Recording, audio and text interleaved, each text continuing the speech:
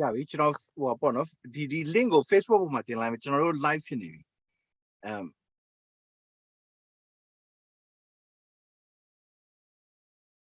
မင်္ဂလာပါခင်ဗျာကျွန်တော်ဇာနီပါကျွန်တော်တို့ဒီ Forces of Renewal Southeast Asia 4C လို့ခေါ်တဲ့ဒီလိုပညာရှင်နဲ့ဒီပေါ့နော်ဒီလူအခွင့်အရေးနဲ့နိုင်ငံရေးအခွင့်အရေး social justice လုပ်တဲ့လူတွေရဲ့ platform ကနေပြီးတော့ဒီနေ့ပေါ့နော်ကျွန်တော်တို့ဗမာပြည်ကကျွန်တော်တို့ဒီပညာရှင်နဲ့သူတေဒီနဲ့နောက်တစ်ခါဒီ campaigner ပေါ့နော်အားလုံး3ယောက်ကိုကျွန်တော်တို့ဖိတ်ခေါ်ပြီးတော့ဒီအရေးကြီးတဲ့အကြောင်းအရာတစ်ခုဖြစ်တယ်ပေါ့နော်ပညာရှင်ပညာတတ်ဒီလူတွေရဲ့အခန်းကဏ္ဍကိုကျွန်တော်တို့ဟိုဆွေးနွေးဖို့ပေါ့နော်ဒီမှာဖိတ်ခေါ်ထားတဲ့လူတွေကတော့ဘယ်သူတွေလဲဆိုရင်မတ်ချူမေပိုင်မတ်ချူမေပိုင်ကဒီအမေရိကန်နိုင်ငံမှာရှိတဲ့အကောင်းဆုံးတက္ကသိုလ်တစ်ခုဖြစ်တဲ့ဒီ Colorado တက္ကသိုလ်မှာเนาะ Boulder ဆိုတဲ့မြို့မှာရှိပါတယ်အဲ့ဒီမှာဒီ cultural anthropology နဲ့သူကဒေါက်တာဘွဲ့ယူဖို့ကျိုးဟိုပေါ့နော်သူလုပ်နေတဲ့သူတေတီသူဖြစ်တယ်နောက်တစ်ခါဒီကျွန်တော်တို့ global south လို့ခေါ်တဲ့ဒီလိုပေါ့နော်ဒီအနောက်နိုင်ငံမဟုတ်တဲ့ရင်တော့စကားနဲ့ဆိုရင်တော့ဖွံ့ဖြိုးဆဲပေါ့တတိယကမ္ဘာနိုင်ငံကပညာရှင်တွေနောက်သူတေတီတွေကိုစနစ်တကျနဲ့ဒီနိုင်ငံကြီးတွေမှာရှိတဲ့တက္ကသိုလ်တွေအဖွဲ့အစည်းတွေကဟိုဘေးကိုဖယ်ထားတာပေါ့နော်အဲ့ဒီအကြောင်းကိုဟိုအဲ့ဒါနဲ့ပတ်သက်ပြီးတော့ तू ကအစည်းအရုံးတစ်ခုပေါ့နော်အရူနာလို့ခေါ်တဲ့အစည်းအရုံးတစ်ခုတိဆောက်ပြီးတော့တတ်နိုင်တယ်များသူကူဖို့လုပ်နေတယ်ဒီဟိုပေါ့နော်ညံစွမ်းရှိတော့စိတ်လူစွမ်းရှိတော့ပေါ့နော်နောက်ဗမာလိုလဲသူစာရေးတယ်ဒီမတ်ချူမေပိုင်ကသူမတ်ချင်ဘိတ်ဆိုတဲ့နာမည်နဲ့ကျွန်တော်တို့ဒီ decolonization ပေါ့နော်အဲ့ဒီအကြောင်းကိုရေးနေတဲ့မြန်မာစာရေးဆရာမလူလည်းဖြစ်တယ်နောက်တူကတော့ကိုတန်းတိုးအောင်ကကျွန်တော်တို့ရန်ကုန်သားနောက်ကျွန်တော်တို့ဗမာပြည်မှာဆိုရင်တော့မယိုသေးစကားနဲ့ပေါ့နော်ဒီမတ်မရိုင်းလူတွေခေါ်တယ်ဆိုရင်တော့ကလားပေါ့နော်ဒါအားလုံးသိရမှာကလားဆိုတဲ့ချိန်တုန်းကအလွန်ဟိုပေါ့နော်အထက်တန်းကျတဲ့စလုံးတစ်ခုဖြစ်တယ်ကျွန်တော်တို့ဗမာပြည်မှာရှိတဲ့လူအဖွဲ့အစည်းနောက်တစ်ခါယဉ်ကျေးမှုနိုင်ငံရေးအဆောက်အအုံဒါတွေအကုန်လုံးကကျွန်တော်တို့ကလဘီလို့ခေါ်တဲ့အိန္ဒိယကလာတာเนาะအဲ့တော့ဆရာဦးတန်းထွန်းเนาะတမိုင်းဆရာဦးတန်းထွန်းပြောရတာဒီမြို့60ရာခိုင်နှုန်းလောက်ကမြို့တွေရွာတွေရဲ့နာမည်တွေကဟိုပေါ့เนาะအရင်တော့ကဒီ racist မဖြစ်ခင်တော့ကစကားနဲ့ပြောရမယ်ဆိုရင်ကလားစလုံးတွေပါဠိဆိုတာလဲကလားပြရလာတာပဲเนาะအဲ့တော့ဒါပေမဲ့ဒီလက်ရှိအခြေအနေပေါ့เนาะကိုလိုနီစနစ်နဲ့နှွေလာတာတမျိုးနောက်တစ်ခုကျွန်တော်တို့ဒီမွတ်စလင်မုန်းဒီးအိန္ဒိယတိုက်သားမုန်းဒီးစိတ်တွေရှိခဲ့တဲ့အကြောင်းကြောင့်ဒီချိန်မှာကျတော့ဒီ class ဆိုတဲ့စလုံးကကျွန်တော်တို့ကဒီလုံးဝသုံးဖို့မကောင်းတော့တဲ့အနေအထားမှာရောက်လာတယ်။ဒါပေမဲ့သူ့ကိုတန်းထောင်ကမွတ်စလင်ဘာသာမိသားစုကနေပြီးတော့လာတာဖြစ်တယ်။ဒါပေမဲ့သူကဒီဘာသာတရားကိုထိတ်တန်းတင်ပြီးတော့စဉ်းစားတယ်လို့မဟုတ်ဘူး။ဒီမှာသူကမြန်မာကြပြဆရာတဦးဖြစ်တယ်။ဒီကြပြလှုပ်ရှားမှုအသစ်တစ်ခုကို2016လောက်ကစတင်ပြီးတော့ပြုစုပြောထောင်လာခဲ့တဲ့လူဖြစ်တယ်အခုလောလောဆယ်မှာတော့ American နိုင်ငံ Washington မှာရှိတဲ့ George Washington တက္ကသိုလ်လို့ခေါ်တဲ့တက္ကသိုလ်ကြီးတစ်ခုမှာဒီမဟာဝိဇ္ဇာဘွဲ့နဲ့ဟာလာဒီ gender studies ဆိုတော့ပေါ့နော်ဒီဖိုမဒန်ဒူညီမျှမှုကိစ္စနောက်တစ်ခါလူမျိုးရေးခွဲခြားတဲ့ကိစ္စဒီຢာတွေကိုထူးပြုပြီးတော့သူတေသနလုပ်နေတဲ့မဟာဝိဇ္ဇာပညာရှင်တူဖြစ်တယ်နောက်ဆုံးတယောက်ကတော့ကိုနေဆန်းလင်ကတော့ကျွန်တော်တို့ Rohingya ကျွန်တော်နဲ့ညီကိုလိုဒီ Free Rohingya Coalition ကိုပေါင်းပြီးတော့အတူတူလုပ်တဲ့ညီကို Rohingya ညီကိုတယောက်ဖြစ်တယ်ဒီ Rohingya အကြောင်းနဲ့ပတ်သက်လာလို့ရှိရင်ကိုနေဆန်းလွင်ရဲ့သူတေသနလုပ်တာတွေဘာသာပြန်တာတွေကိုကုလသမဂ္ဂမှာရှိတဲ့ဒီဟောပေါ့နော်စုံစမ်းရေးကော်မရှင်ကအစနောက်ဒီ Amnesty တို့ဟလာနောက်တစ်ခါ Human Rights Watch တို့ဒီလိုမျိုးပေါ့နော်လူခွင့်ရေးလုပ်တဲ့အဖွဲ့အစည်းတွေအစနောက်ဒီမီဒီယာအဖွဲ့အစည်းတွေ CNN တို့ New York Times တို့အစသူ့ရဲ့ expertise ပေါ့နော်သူ့ရဲ့တက်ချွမ်းမှုကိုဟိုပေါ့နော်ဟိုအားကိုအားတာပြုတ်ပြီးတော့လောက်ကြတာဖြစ်တယ်ဒါပေမဲ့ तू ကဟလာဒီ Rohingya လည်းဖြစ်တယ် နောက် campaigner activist တွေဖြစ်တဲ့အခါကျတော့သူ့ကိုပညာရှင်ဟုတ်လားသူတွေဒီဆိုပြီးတော့ဒီအနောက်နိုင်ငံအဖွဲ့အစည်းတွေကအတိအမှတ်ပြုမထားဘဲနဲ့သုံးတဲ့အဆင့်လောက်မှာပဲလှုပ်ထားတယ်နော်အဲ့တော့အဲ့တော့ကျွန်တော်တို့ဒီဗမာပြည်နဲ့ပတ်သက်ပြီးတော့ဒီနေ့ပြောချင်တဲ့စကားကတော့ဒီပညာရှင်တွေတတ်သိပညာရှင်တွေဗမာပြည်တဲကဗမာပြည်ပေါက်ပဲဖြစ်ဖြစ်ဒီနိုင်ငံသားလူပြူပဲဖြစ်ဖြစ်ဂျပန်ပဲဖြစ်ဖြစ်ဩစတြေးလျပဲဖြစ်ဖြစ်ဒီလူတွေရဲ့အခန်းကဏ္ဍအခုຫນွေဦးတော်လှန်ရေးမှာဒီလူတွေရဲ့အခန်းကဏ္ဍကကောင်းသလားဆိုးသလားကျွန်တော်တို့ဒီလူငယ်တွေအတွက်အကျိုးဖြစ်သလားဒီဒီမိုကရေစီရေးလူအခွင့်အရေးအတွက်အကျိုးဖြစ်သလားစစ်တပ်ကိုဟုတ်လားအကျိုးဖြစ်သလားဆိုတော့ကျွန်တော်တို့ကသုံးသပ်ချင်လို့ဒီစကားဝိုင်းကိုကျွန်တော်တို့စလိုက်တာဖြစ်ပါတယ်အဲ့ဒါဆိုရင်ကျွန်တော်မတ်ချူမိတ်ပိုင်ကိုစပြီးတော့ပေါ့နော်ကိုယ်တိုင်နီးနီးကပ်လေးလာထားတဲ့ဒီ expert တွေရဲ့အကြောင်းကိုကျွန်တော်တို့နားထောင်တဲ့လူတွေသိရအောင်နည်းနည်းမျှပေးပါလားဟုတ်ကဲ့ကျွန်တော်ခုနကိုစာနီပြောထားတယ်လို့ပေါ့နော်ဒီမြန်မာပြည်နဲ့ပတ်သက်ပြီးတော့တတ်သိပညာရှင်တွေလေ့လာရဲဆိုပြီးတော့ပြောချတဲ့နေရာမှာခုနကျွန်မကိုမိတ်ဆက်ပေးသွားတဲ့နေရာမှာလည်းဒါပါရဂူတန်းတက်နေတဲ့လူတစ်ယောက်ပေါ့နော်မနုဿဗေဒပညာရက်ကိုလေ့လာနေတဲ့တတ်သိပညာရှင်လို့ပြောတဲ့နေရာမှာကျွန်မအနေနဲ့ပါရဂူတန်းကိုလေ့လာနေတာဖြစ်ပေမဲ့ပြည်ပမှာလက်ရှိရောက်နေတာဖြစ်ပေမဲ့အဲ့လိုကိုတတ်သိပညာရှင်လို့စကားခံယူပြီးပြောရမှာမဝင်ရဘူးပေါ့နော်ဒါပေမဲ့ဒီနေရာမှာဘယ်လိုကွာသွားလဲဆိုတော့ကျမတို့လူမျိုးဒါအနောက်နိုင်ငံမှာဆိုတော့ဒါလူညိုခန္ဓာကိုရှိတဲ့လူလို့ပြောတာပေါ့နော်လူညိုခန္ဓာကိုရှိတဲ့လူမှာမိန်းမလည်းဖြစ်တယ်ဒါမှမဟုတ်လို့ရှိရင်ကြားမဖို့မို့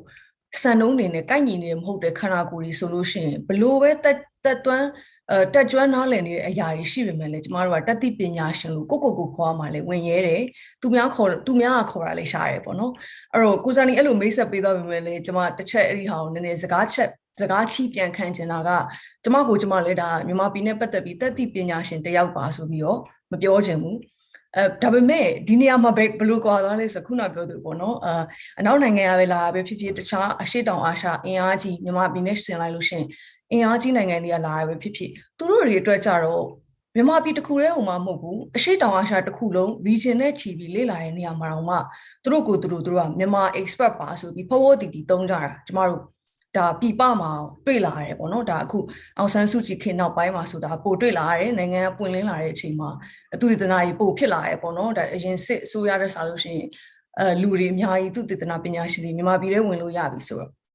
ဒါပေမဲ့အဲ့ဒီမှာအဲ့ဒါကိုကျမကတော့နည်းနည်း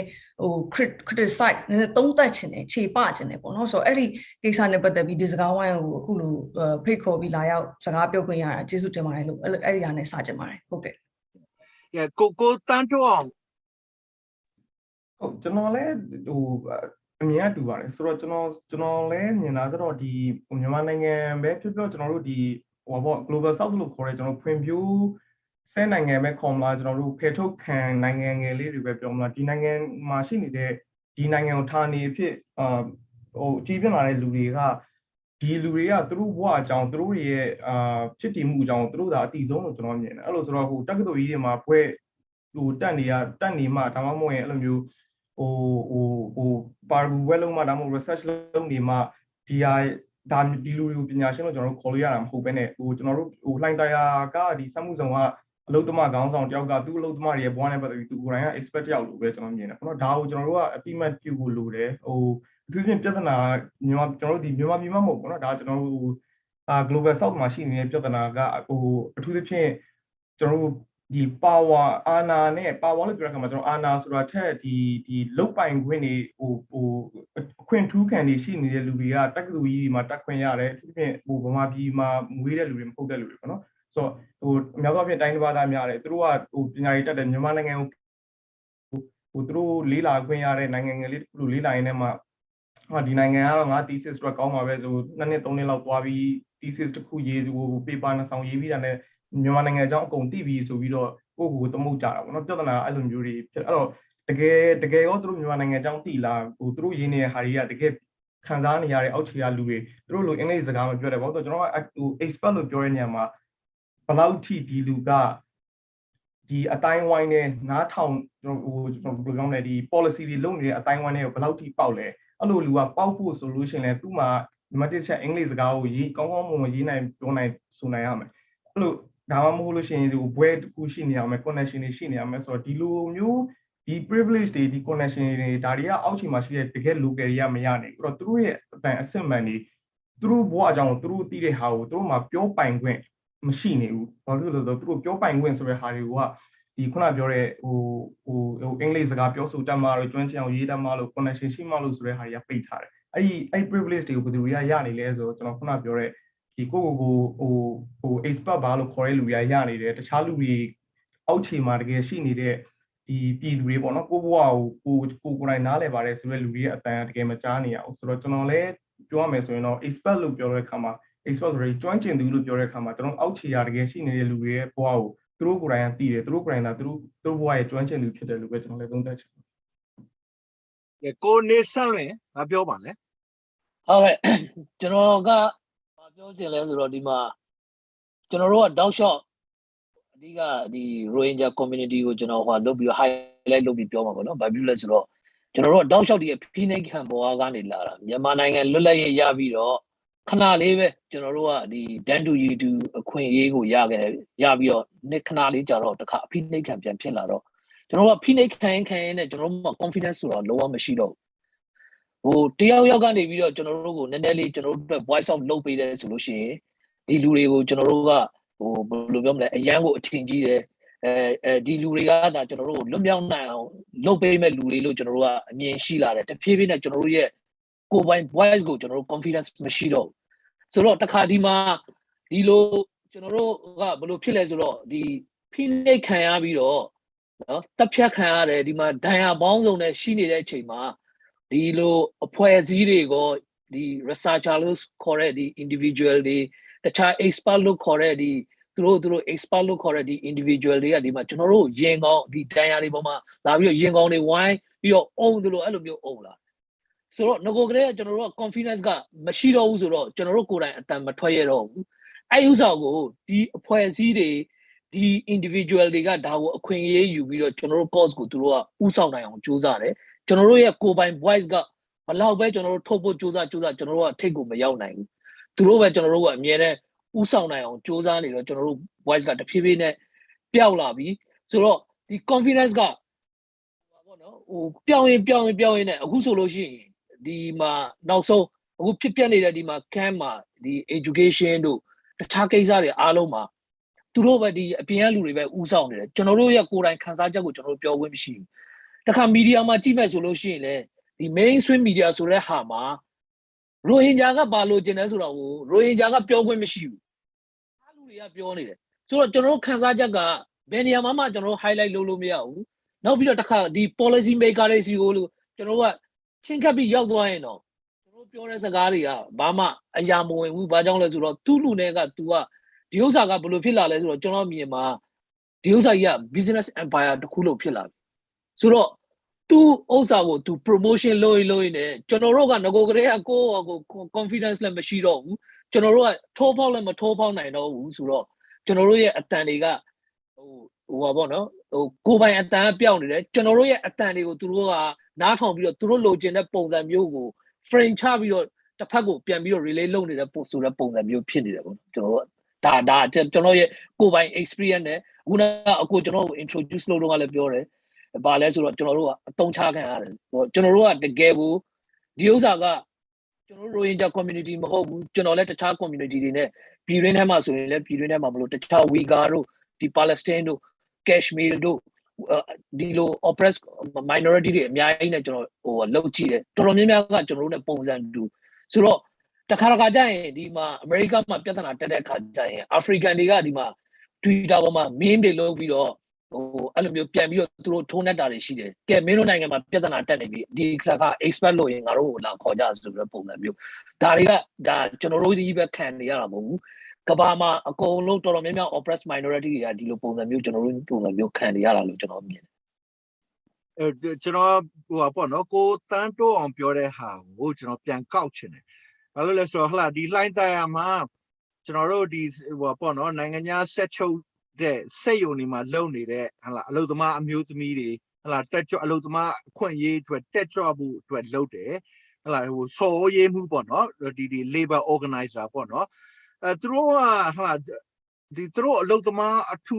tu này đấy tụi cô đại này lâu tầmဖြစ်đấy ấy đi lâu tầm đấy khán giả mu đâu cả cái sao tụi công ty đấy là ta chơi mu là mày chơi mu là lâu quen mà khe xí à bọn nó rồi đi lâu tầm ye mà lâu tầm gong đâu mà hồ đi lâu tầm tết cho đấy activist lâu sao tụi tiêu cả tu go cho nó wa tu nó được tu bama sgala tu go ranပြောတယ်နော်အဲ့ပြောတော့ဟလာဒီအဲ့ဒီအမျိုးသမီးကိုနော်ကျွန်တော်တို့ကဘာလို့ဟလာအလုတ်သမားအရေးမှာဟိုပေါ့ကဲခီးစစ်တွင်းကြပေါ့နော်ဂါဂနာနာစီးတယ်ဒါ express ဆိုတာကအကြောင်းအရာတစ်ခုကို you know ဂါဂနာနာနဲ့ဆိုင်စီးတဲ့လူကိုကျွန်တော်တို့က expert လို့ခေါ်ရမယ်နော်အဲ့တော့ဟလာကျွန်တော်တို့ကိုယ်တိုင်ဖြစ်နေတာကကိုယ်နိုင်ငံအကြောင်းကိုပြောတဲ့အခါကျတော့ကိုယ်တိုင်ကဟလာဗမာပြည်ကလာလဲလူဖြစ်တဲ့အခါကျတော့ကိုဟလာငါလဲပြည်သူတွေကလူတယောက်ဖဲလို့ကိုခံစားတယ်ဘာလို့ဆိုတော့ကျွန်တော်တို့ကကိုယ်နိုင်ငံအကြောင်းကိုပြောမယ်ဆိုရင်ကိုဘဝလည်းပါမယ်သူများဟလာကိုဒီပြည်သူရဲ့ဘဝအများစွာလည်းပါမယ်အဲ့တော့ကျွန်တော်တို့က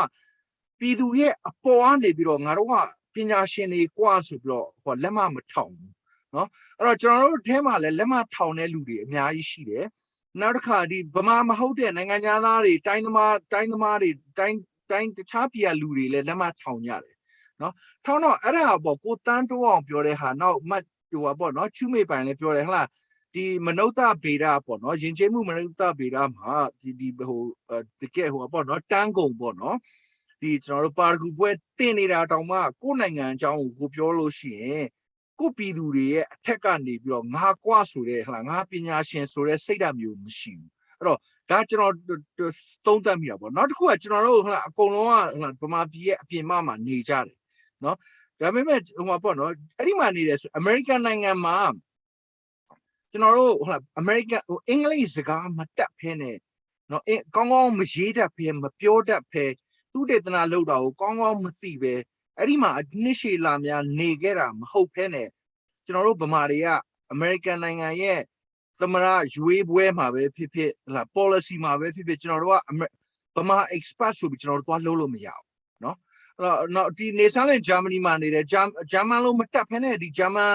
နိုင်ငံရေးဂျာမန် policy တွေကိုသူက expert ပါလို့သူက Frankfurt ကနေသူသွားလို့မရဘူးနော်သူဘယ်မီဒီယာမှခိုးလို့မှာမဟုတ်နော်ကျွန်တော်လည်းဒီလိုပဲဒီနိုင်ငံမှာနေပြီးတော့အင်္ဂလန်မှာနေတယ်ဒီပါလီမန်အကြောင်းကိုကျွန်တော်ဘယ်သတင်းစာဆရာကျွန်တော်လာမမေးဘူးဒါကျွန်တော်ရဲ့ feel လည်းမဟုတ်ကျွန်တော်လည်းဟိုသူတို့တော့မသိဘူးဒါပေမဲ့ကျွန်တော်တို့နိုင်ငံမှာနိုင်ငံသားကနေလာပြီးခုနပြောလိုက်ဆိုပေါ့နော်ဆောင်းပါးလေး2ပုဒ်လောက်ရေးလိုက်မယ်လို့နောက်တစ်ခါဒီ research paper လေးနော်ဒီဘွဲကြိုတောင်ဘွဲကြိုမှာဘွဲလွန်တောင်မဟုတ်သေးဘူးနော် undergraduate မှာရေးလိုက်ရင်သူတို့ကချက်ချင်း policy advisor ဖြစ်သွားမယ်နော်ဒီ amnesty ကခေါ်ခန်းလိုက်မယ်ဟုတ်လားနောက်တစ်ခါဒီ ICG ပေါ့ International Crisis Group ကခေါ်ခန့်လိုက်မယ်အဲ့ဒီဟာပေါ့နော်ဘာသာစကားကိုလည်းမသိဘူးလူတွေရဲ့ပြည်သူရဲ့ခံစားမှုဒုက္ခကိုလည်းမသိဘူးဒါပေမဲ့ဒီလူတွေကိုတကယ်ဟို writers တို့ AP တို့သတင်းဌာနကြီးတွေ CNN တို့Al Jazeera ကလည်းသုံးတယ်နောက်တစ်ခါ Brookings Institution တို့ဒီလိုဟာတွေပေါ့နော်အဲ့ဒီဟာနဲ့ပတ်သက်ပြီးတော့ဘယ်လိုသုံးသပ်လို့ရသူပဲစပြောပြရပါတယ်โอเคကျွန်မပြောလိုက်မယ်နော်ဟုတ်ခုနအဲ့ဒါကိုစာနီရဲ့ဒီမှတ်ချက်ပေါ့နော်အဲ့ဒီမှတ်ချက်ကိုလည်းပြန်ကောက်ချင်တယ်ပြီးတော့ခုနအကုန်လုံးပြောသွားတယ်ကိုတန်းတူအောင်တို့ကိုနေစန်းလွင်တို့ပြောသွားတဲ့ဟာနဲ့လည်းတစ်ချက်ပြန်ကောက်ရရင်ပြဿနာနှစ်ခုဖြစ်နေတယ်ပေါ့ပြဿနာနှစ်ခုဆိုတော့ကျမတို့ကခုလက်ရှိပြည်ပမှာရောက်နေတယ်ကျမဆိုတာပြည်ပကိုရောက်လာရဲဆိုတာကြောင်းတက်ဖို့သူများတွေလို့ဟိုမိဘပတ်စံချမ်းသာလို့ကြောင်းတက်ပြီးတော့ကြောင်းတက်ဖို့ကိစ္စနဲ့လာခဲ့တာမဟုတ်ဘူးပေါ့နော်ဆိုတော့အတွေ့အကြုံမှာလည်းပြည်ပရဲ့အတွေ့အကြုံကကွာတယ်ကျမဒီမှာတစ်ခါလေးဆိုဒါဒီကနေဒုက္ခတွေခိုလုံခွင့်နဲ့လာကြတဲ့တိုင်းရင်းသားတွေရှိတယ်ရိုဟင်ဂျာလူမျိုးတွေရှိတယ်ကျမတို့တွေနဲ့အလုပ်တွဲလုပ်ခဲ့ဘူးခဲ့ပြီးတော့မှကျမအကြောင်းကိုဒီကိစ္စတွေနဲ့ပတ်သက်ပြီးတော့ကျမမြန်မာပြည်အကြောင်းကျမပြန်စိတ်ဝင်စားလို့ကိုယ့်အကြောင်းကိုပြန်စိတ်ဝင်စားလို့ကိုပြန်လေ့လာခြင်းတယ်ပေါ့နော်ကျမကိုယ်တိုင်လည်းဗမာဗုဒ္ဓဘာသာတယောက်အနေနဲ့မွေးဖွားခဲ့တယ်ဒါပေမဲ့အဲ့ဒါကိုကျမ question ပြန်ထုတ်ခြင်းတယ်ဆိုတော့ကျမတို့ဒီနိုင်ငံတွင်းမှာ ဒီဗမာဗုဒ္ဓဘာသာအနေပြန်ပြီးဖိနှိပ်မှုတွေကဘာကြောင့်ဘလို့ဖြစ်နေရလဲဆိုတဲ့ဒီကိုလိုနီအကျွင်းကြံနေပေါ့နော်အဲ့ဒီဟာကိုကျွန်မပြန်နားလဲချင်လို့ပြန်လေးလာတဲ့အခါမှာတော့မှဥပမာတစ်ခုပေးရလို့ရှိရင်ကျွန်တော်တို့ကျောင်းမှာဆရာမတက္ကသိုလ်ဆရာမတယောက်ဆိုပြောမှုတယ်လူမျိုးပေါ့နော်ကျွန်မသူတေသနာလောက်တာဘာဖြစ်လို့ဒီအဲ့ဒီခေတ်ကမှန်တိုင်းပြောလို့ရှိရင်2012နောက်ပိုင်းဆိုတော့ဒီရိုဟင်ဂျာပြဿနာကမ္ဘာမှာကြီးထွားလာတယ်ပေါ့လူတိုင်းကမြန်မာဆိုတာနဲ့သူတို့ဒါကိုမြန်မာတမ်းမိတဲ့အချိန်ဆိုတော့ကျွန်မကိုဘာဖြစ်လို့ရိုဟင်ဂျာကိစ္စမလေးလာချင်တာလဲဆိုတော့ကျွန်မမလေးလာဘူးဆိုတော့ကျွန်မကဗမာဗုဒ္ဓဘာသာတယောက်ဖြစ်တဲ့အတွက်ကျွန်မအနေနဲ့ကျွန်တော်တို့နိုင်ငံတွင်းမှာဒါဖိနှိပ်ခံထားတဲ့လူတအုပ်စုကိုကျွန်မကဖိနှိပ်ထားတဲ့လူရန်စားပါဝင်တဲ့လူဖြစ်ပြီးတော့အားရရပျော်ရွှင်ရွှင်နဲ့သွားပြီးကျွန်မဒါကို reproduce ပေါ့နော်ပြန်ထုတ်တယ်မလုပ်ချင်ဘူးဒါဒီလိုမျိုးလုပ်တာမျိုးကလေကျွန်မအနေနဲ့ကဒီလူပြိုတွေအရင်ခေတ်ကကိုလိုနီဝါဒနဲ့တိမ့်ပိုက်ခဲ့တာကိုကျွန်မတို့ကလူညိုခန္ဓာကိုယ်နဲ့ပြန်မြုံလာလို့ကျွန်မထင်တယ်ဆိုတော့အဲ့လိုမျိုးမလုပ်ချင်ဘူးကျွန်မဗမာဗုဒ္ဓဘာသာရဲ့ဖြစ်ပုံဖြစ်နည်းသဘောတရားကိုနားလည်ချင်တယ်ပေါ့နော်အဲ့ဒါတစ်ချက်ပြောချင်တယ်ဒုတိယတစ်ချက်ကဘာလဲဆိုတော့ခုနကိုနေဆန်းလင်တို့ပြောထားတဲ့အထက်မှာလည်းအဲ့လိုဒီလိုရိုဟင်ဂျာတို့တခြားဖိနှိပ်ခံလူရန်စားတွေအတန်တွေကပျောက်ပြတ်သွားတယ်ဥမာလိုင်းတာယာတို့စမှုစုံကအလုသမားတွေအတန်တွေကပျောက်ပြတ်သွားတယ်ဆိုတဲ့နေရာမှာကျမတို့ဒီနေရာမှာ tokenization လို့ခေါ်တဲ့ပြဿနာလည်းရှိတယ်ပြောရမယ်ဆိုလို့ရှိရင်ကျမတို့မြန်မာပြည်ကနေခုနပြောသလိုစာရေးတယ်ဒါကြောင်းထက်မှမဟုတ်ဘူးပေါ့နော်ဒါကြောင်းမပြီးဘဲနဲ့လည်းကြောင်းထွက်ပြီးစာရေးကြတယ်လူအများကြီးရှိတယ်ကျမတကယ်ချင်းဒီအတွေးခေါ်တွေကောင်းတယ်ပေါ့ဒါပေမဲ့အဲ့ဒါကလူသိဒီလို American တို့အနောက်နိုင်ငံတို့ဥရောပတို့မှာလူသိများတဲ့နာမည်တွေမဟုတ်ဘူးကျမတို့တော့မှကိုဇာလီဖိတ်ခေါ်တယ်ဆိုတာချူမေမိုင်ဆိုတာနာမည်တစ်လုံးတဖြည်းဖြည်းလူသိလာလို့ပေါ့ဒါပေမဲ့လူမသိပဲသူ့ဟာနဲ့သူရေးနေတဲ့လူတွေရှိတယ်ခုနပြောလို့တက်ကျွမ်းသားလေဒါပေမဲ့အဲ့လိုဒီဟာကိုထက်တဲ့ဝင်ပေါ့နော်ကျွန်မပြောမယ့်နေရာကကျွန်မဖြစ်တည်ခဲ့တဲ့နေရာကနေပဲကျွန်မပြောနိုင်တယ်တခြားဗမာဗုဒ္ဓဘာသာတယောက်ရဲ့ဖြစ်တည်မှုနေရာကနေကျွန်မမပြောနိုင်ဘူးလိုင်းသားရစမှုဆောင်ကအလုသမားတယောက်ရဲ့ဖြစ်တည်မှုနေရာကနေကျွန်မမပြောနိုင်ဘူးဒါမြန်မာပြည်တွေကထွက်ပြင်မယ်ကျွန်မမပြောနိုင်ဘူးဆိုပေမဲ့လူပြိုတဲ့သဘောတရားကြ तू ကလူညိုခန္ဓာကိုဖြစ်ရောမြန်မာပြည်ကလာတာဖြစ်ရင်ပြီးရောဒါမှမဟုတ်လို့ရှိရင်ရိုဟင်ဂျာအတန်ဖြစ်ရင်ပြီးရောဆိုသူတို့ဟာရုပ်ရှင်ကားရိုက်တဲ့ခါမှာကြော်ညာတွေဖြက်ညက်ကတ်တွေထည့်လိုက်တယ်လို့ဒိုင်းလိုမျိုးပေါ့နော်ကာဆွဲယူတဲ့ပြဿနာကအခုကျမတို့ဒီမျိုးဦးတော်လိုင်းနောက်ပိုင်းမှာတွေ့လာတယ်ဘာဖြစ်လို့လဲဆိုတော့အမေရိကန်ကိုကျမတို့ကကဲပါယူပါတစားစားဆိုပြီးတော့protest တွေမှာဆိုင်းဘုတ်တွေကျမတို့တွေ့ကြရဲပေါ့နော် American စစ်တပ်ဝင်ရောက်တပ်ဖြတ်ပေးပါတော့အဲ့ဒီနေရာမှာလဲကျမအမှန်တိုင်းပြောရလို့ရှိရင်အဲ့ဒါလဲစိတ်သက်ဒီမှာကိုလိုနီအမြုံစိတ်တွေဖြစ်နေတာဖြစ်တဲ့အတွက်ဒါအနောက်နိုင်ငံကိုကျမတို့မျှော်ကိုပြီးကြည့်ကြတဲ့အခါမှာအနောက်နိုင်ငံကလည်း okay အဲ့ဒါဆိုဘယ်သူဘဲခန္ဓာကိုငါတို့ဆွဲယူပြီးတော့ပြောလို့ရမလဲဆိုပြီးဖော်တည်တည်ခုချိန်မှာ visiting fellowship တွေနဲ့ဒီလိုနိုင်ငံတွေဥရောပနိုင်ငံတွေအနောက်နိုင်ငံတွေကိုထွက်လာခွင့်ရတယ်ပြီးလို့ရှိရင်စင်မော်တင်ကောက်ပြီးတော့ပြောခွင့်ရကြတယ်ပေါ့ဆိုတော့အဲ့ဒီနှစ်ချက်ကိုကျွန်မပြန်ပြီးတော့နည်းနည်းလေးပြောဆွေးနွေးhighlight လုပ်ချင်တာပေါ့နော်ဟုတ်ကဲ့free ဟိုပေါ့နော်အလွတ်ပြောနေတာဆိုတော့ဘယ်သူပဲဖြစ်ဖြစ်ဝင်ပြောပါရပါတယ်နော်ဟုတ်ကျွန်တော်ကဟိုလေကိုဇာနီမိကုန်းကိုနည်းနည်းပြန်ကောက်ရမယ်ဆိုလို့ရှိရင်ဒီလိုမျိုးဟိုဖြစ်နေတာပေါ့နော်ဒါကကျွန်တော်အဓိကဟို sector နှစ်ခုလုံးမှာပြဿနာရှိနေအောင်လို့ကျွန်တော်မြင်တာအခုနံပါတ်1တစ်ပိုင်းကကျွန်တော်ဒီ practitioner field လို့ခေါ်တဲ့ဒီ NGO လောကမှာတစ်ပိုင်းအဲ့နောက်ပြီးတော့ဒီ academia research ဒီ scholarly protection ပေါ့နော်ပညာရှင်အဆင့်ဟိုကျွန်တော်တို့ဘူးတုဒတွေပေါ်ထုတ်တဲ့အပိုင်းပေါ့နော်အဲ့နေရာတွေအဲ့ field နှစ်ခုလုံးကိုနိုင်ကိုလိုနီယယ်ဆန်နဲ့ field တွေဖြစ်နေတာဒီစနစ်ကြီးကိုနိုင်ကိုလိုနီဆန်နေတာဒီဟာစနစ်ကြီးကိုကျွန်တော်တိုက်ဖြတ်ရမယ်လို့မြင်တာဘာလို့ကျွန်တော်တို့အခုပထမနေ့တစ်ချက်ဒီ practitioner field လို့ခေါ်တဲ့ခုနက INGO international organization တွေပေါ့နော်မြန်မာပြည်မှာဒီဟိုအာဏာမသိမ်းခင်နေရှိခဲ့တဲ့သူတို့ရဲ့ operate လုပ်တဲ့ပုံစံကိုလည်းကျွန်တော်တို့ပြန်ကြည့်လိုက်မယ်ဆိုလို့ရှိရင်ခုနကပြောသလိုမျိုးဒီဟိုအလုံးခေါ်တဲ့အခါမျိုးမှာဘယ်သူတွေကိုသူတို့ခေါ်တာလဲဘယ်သူတွေကိုသူတို့က expert လို့သတ်မှတ်တာလဲသူအလုံးခေါ်စာတွေပဲကြည့်လိုက်ကျွန်တော်တို့ဒီလူတွေကသူတို့မှာရှိတဲ့ထိပ်စီးပိုင်းခေါင်းဆောင်တွေကိုကြည့်အများသောအားဖြင့်အဖြူများမယ်အဖြူဟုတ်ရောမဟုတ်ရင်နိုင်ငံခြားဘွဲရတာတဲ့လူများမယ်ပြီးလို့ရှိရင်အင်္ဂလိပ်စကားကိုမှတ်နေအောင်ပြောနိုင်မယ်သူတို့ဒီဗမာပြည်မှာလာလုပ်တဲ့ organization တခုကသူ့ရဲ့ office language ကအင်္ဂလိပ်ဖြစ်နေတာဗမာစကားမဖြစ်နေဘူးဆိုတော့ကျွန်တော်နည်းနည်းဒါ question ထုတ်ဖို့လို့ဒီနေရာမှာလည်းကျွန်တော်တစ်ချက်ပြန်ထောက်ချင်တယ်ဗမာစကားကမြန်မာနိုင်ငံမှာဗမာတွေဗမာအများစုပြောတာပေါ့နော်ဆိုတော့မြန်မာနိုင်ငံမှာဗမာစကားကပဲဟိုဘာသာစကားတစ်ခုလိုမျိုးလဲကျွန်တော်မပြောချင်ဘူးဘာဖြစ်လို့ဆိုတော့ဒီဗမာမဟုတ်တဲ့တိုင်းရင်းသားလူနည်းစုတွေဒါမှမဟုတ်လည်းဒီဟိုဘာသာရေးလူနည်းစုတွေအကုန်လုံးကသူတို့ရဲ့ရိုးရာယဉ်ကျေးမှုတွေဘာသာရေးလက်ထုံးတန်းစင်လာတွေအကုန်လုံးကိုဖိနှိပ်ဗမာဟ ဥဆောင်တဲ့ဒီစစ်တဲ့အစိုးရတစ်ဆင့်ဖိနှိပ်ခံခဲ့ရတာပေါ့အဲ့တော့ဗမာတွေမှာခုနပြောတဲ့ဗမာစကားတိုင်ရင်ဗမာနိုင်ငံတစ်လျှောက်သွားလို့ရတယ်ဆိုပြီး privilege အခွင့်ထူးခံစားခွင့်ရှိနေအဲ့တော့ဗမာစကားပြောရတဲ့ရင်ရပြီတခြားတိုင်းရင်းသားလူနည်းစုတွေရဲ့ဟို delay ထုံးရိုးရထုံးတဲ့စင်လာလေးလာဖို့မလိုဘူးဆိုတဲ့ပြဿနာလည်းတစ်ခုရှိနေဒါတော့ကျွန်တော်တို့ internal colonial ဒီပေါ့နော်ဆိုတော့ခုနစကားကိုပြန်ကောက်လို့ရှိရင်ဒီ international organization တွေကဒီခုနကပြောသလိုမျိုးအင်္ဂလိပ်စကားကိုဟိုတတ်မှဟိုဘာလဲ standard လို့ဖြစ်နေတာဒါတွေလိုအပ်နေတာဟိုနောက်ပြီးတော့ဒီ expert ဆိုတဲ့ပုံကိုယ်တွေအများစုကလည်းဗမာစကားမပြောတတ်ဘူးအခု meeting တွေထိုင်လို့ရှိရင်အင်္ဂလိပ်လူတွေပဲဖြစ်နေတာပြီးရင်သူတို့ရဲ့လာစာတွေကကျွန်တော်တို့ local တွေရဲ့လာစာတွေထက်အစပေါင်းများစွာရနေတာ benefit တွေရနေတာဆိုတော့ဒီလူတွေကဘာမှမဟုတ်ဘူးသူတို့နိုင်ငံတွေမှာသူတို့တကယ်ရောဟိုအတုံးဟိုလိုနေလားဆိုလည်းမဟုတ်ပြန်မြန်မာနိုင်ငံလို့ကျွန်တော်တို့ဒီ global south မှာအင်္ဂလိပ်စကားပြောတတ်ရင်နည်းနည်းရပြီးငါတို့ရှိတဲ့ပညာငါတို့ရေးခဲ့တဲ့ thesis လေးပေါ်အခြေခံပြီးတော့ငါဒီမှာရှိတဲ့လူတွေကအင်္ဂလိပ်စကားမပြောတတ်ဘူးဒီမှာရှိတဲ့လူတွေကငါတို့လိုဟိုခုနလိုဟိုကြောင်းကောင်းကောင်းကြီးတွေမှာတက်ခဲ့တဲ့ privilege မရဘူးဆိုပြီးတော့ဒီပေါ်မှာလာလို့အမျက်ထုတ်လို့စားနေတဲ့ရေပေါ်စီလူရန်စားပေါ့နော်ဒီစနစ်ကြီးကိုအားပေးအမြောက်လုပ်နေတဲ့ industry ကြီးရှိနေလို့ဒီစနစ်က thrive ဖြစ်နေတာပေါ့နော်ဆိုတော့အဲ့ဒီစနစ်ကြီးကိုကျွန်တော်ကဟိုလုပ်ဖို့လိုတယ်ဟိုပေါ့ကျွန်တော်ခုနကပြော decolonization လို့ခေါ်တဲ့အခါမှာဒါကြီးကိုကျွန်တော်တို့ကဟိုတော်လန်ဖို့လိုတယ်ဆိုတဲ့အပိုင်းပေါ့နော်တော်လန်တဲ့အခါမှာလည်းကျွန်တော်ကဗမာကြီးစိုးမှုဗမာဗုဒ္ဓဘာသာကြီးစိုးတဲ့ဟာမျိုးဒါကျွန်တော်မွတ်စလင်လူနည်းစုအနေတယောက်အနေနဲ့ပြောနေတာပေါ့နော်ဆိုတော့မဖြစ်ဖို့လိုတယ်ဆိုတော့တစ်ပိုင်းနောက်တစ်ပိုင်းခုန academia ဆိုလို့ခေါ်တဲ့ကျွန်တော်တို့ဟိုပညာရှင်ဆိုတဲ့အတိုင်းဝိုင်းပေါ့နော်ဒီနေ့ပဲဟိုပြန်ကြည့်လဲထုံကြီး၎င်းပဲကျွန်တော်တို့ကဒီဟိုပညာရေးဆိုင်ရာစာတမ်းတွေကိုရေးမယ်ဆိုရင်ကျွန်တော်အင်္ဂလိပ်လူတွေပဲဟိုကျွန်တော်ကရေးနေရဗမာလူစာတမ်းတွေကျွန်တော်တို့ရေးပိုင်ခွင့်ရှိလားဘာလို့ဆိုကျွန်တော်တို့ဟိုနိုင်ငံမှာရှိတဲ့လူတွေကဟိုညံမကောင်းတာမဟုတ်စာမရေးတတ်တာမဟုတ်ဘူးအတွေးခေါ်မရှိတာမဟုတ်ဘူးကျွန်တော်တို့ရဲ့အတွေးခေါ်တွေကျွန်တော်တို့ရဲ့ဘဝအတွေးအကြုံတွေကိုကျွန်တော်တို့ကဟိုပြောဖို့ဆိုဖို့ဆိုရင်ဟိုဒီ academia လို့ခေါ်တဲ့ဒီပညာရဲ့နယ်ပယ်အတိုင်းဝိုင်းကြီးကိုဝင်ဆက်မှုဆိုရင်ခုနပြောတဲ့ဘာသာစကားတစ်ခုကလိုနေတာဆိုတော့အဲ့တော့အင်္ဂလိပ်စကားကိုကျွန်တော်ကအရင်တက်အောင်လုပ်နေရတယ်ဟိုပညာကျွန်တော်ရဲ့အကြောင်းကိုဘာမှမပြောခင်မှာဟိုသူတို့နဲ့ရင်မောင်တိုင်းနိုင်မှုကအင်္ဂလိပ်စကားကိုမှတ်နေအောင်ပြောနိုင်မှုလိုတယ်ဆိုတဲ့ပြဿနာရှိတယ်ပေါ့နော်ဆိုတော့ကိုလူတွေကိုလည်းကျွန်တော်ကိုပြန်ပြီးတော့ဒီကိုလိုက်လို့စေချင်တာမြန်မာနိုင်ငံမှာကျွန်တော်တို့ကစစ်ဆိုးရလက်ထက်စစ်ဆိုးရလက်အောက်မှာနှစ်90ကျော်နေခဲ့ရတဲ့အခါမှာလူဖြူထင်ကြီးတဲ့စိတ်ကရှိလို့ရှိတယ်ဗမာပြည်ထဲမှာလူဖြူထင်ကြီးတဲ့စိတ်ရှိတယ်အင်္ဂလိပ်စကားပြောတဲ့ရင်ဘယ်လိုပြောမလဲဟိုလူဘင်းအတွေ့ပြောရင်အင်္ဂလိပ်စကားပြောတဲ့ရင်ညံကောင်းတယ်ဆိုတဲ့အတွေ့ရှိနေဘာသာစကားနဲ့ဟို intellect နဲ့ဟိုချိန်ထိုးတဲ့အဆင့်ပေါ့နော်ဆိုတော့ဒီဟာကလည်းကျွန်တော်တို့က internalize coloniality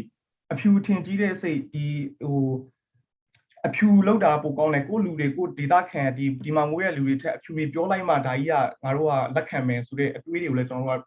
ဟိုတော်လန်ဖို့လူတယ်ကိုယ်နိုင်ငံမှာရှိတဲ့လူတွေကကိုယ့်ရဲ့ expert ပဲဆိုတော့ဟိုကျွန်တော်တို့ကဒီနယ်ပယ်တွေအကုန်လုံးမှာဟိုဖြစ်ဖို့လိုတယ်ပေါ့နော်ကျွန်တော်အတိမပြုတ်ဖို့လိုတယ်နောက်တစ်ခုကကျွန်တော်ပြောချင်တာကျွန်တော်တို့ဒီခုနဟို tokenization ကိစ္စပေါ့နော်ဒီဟိုလူဖြူမဟုတ်တဲ့ဟိုအသားအဖြူပြောင်မဟုတ်တဲ့လူဖြူမဟုတ်တဲ့ခန္ဓာကိုယ်ရှိတဲ့လူတွေကိုဒီခုနပြောလို့အနောက်နိုင်ငံကြီးတွေကတချို့ agency တွေတချို့အစိုးရတွေကသူတို့ agenda နဲ့ကိုက်တယ်သူတို့ရဲ့ရည်မှန်းချက်နဲ့ကိုက်တဲ့လူတွေသူတို့ပြောသေးတယ်တော့ပြောမဲ့လူတွေကိုသူတို့ကရွေးပြီးတော့ဟိုနေရာတွေပေးတယ်အတန်တွေကျဲအောင်လုပ်ပေးတယ်ဆိုတဲ့အပိုင်းပေါ့နော်ဒီပြဿနာကြီးရှိနေတာမှန်တယ်တစ်ချိန်တည်းမှာပဲကျွန်တော်တို့လိုမျိုးဒီပြဿနာတွေကိုဟိုတော်လန်ခြင်းတဲ့လူတွေလည်းအနောက်နိုင်ငံမှာစာလေးလာတယ်ဆိုတော့ကျွန်တော်တို့ကဒီ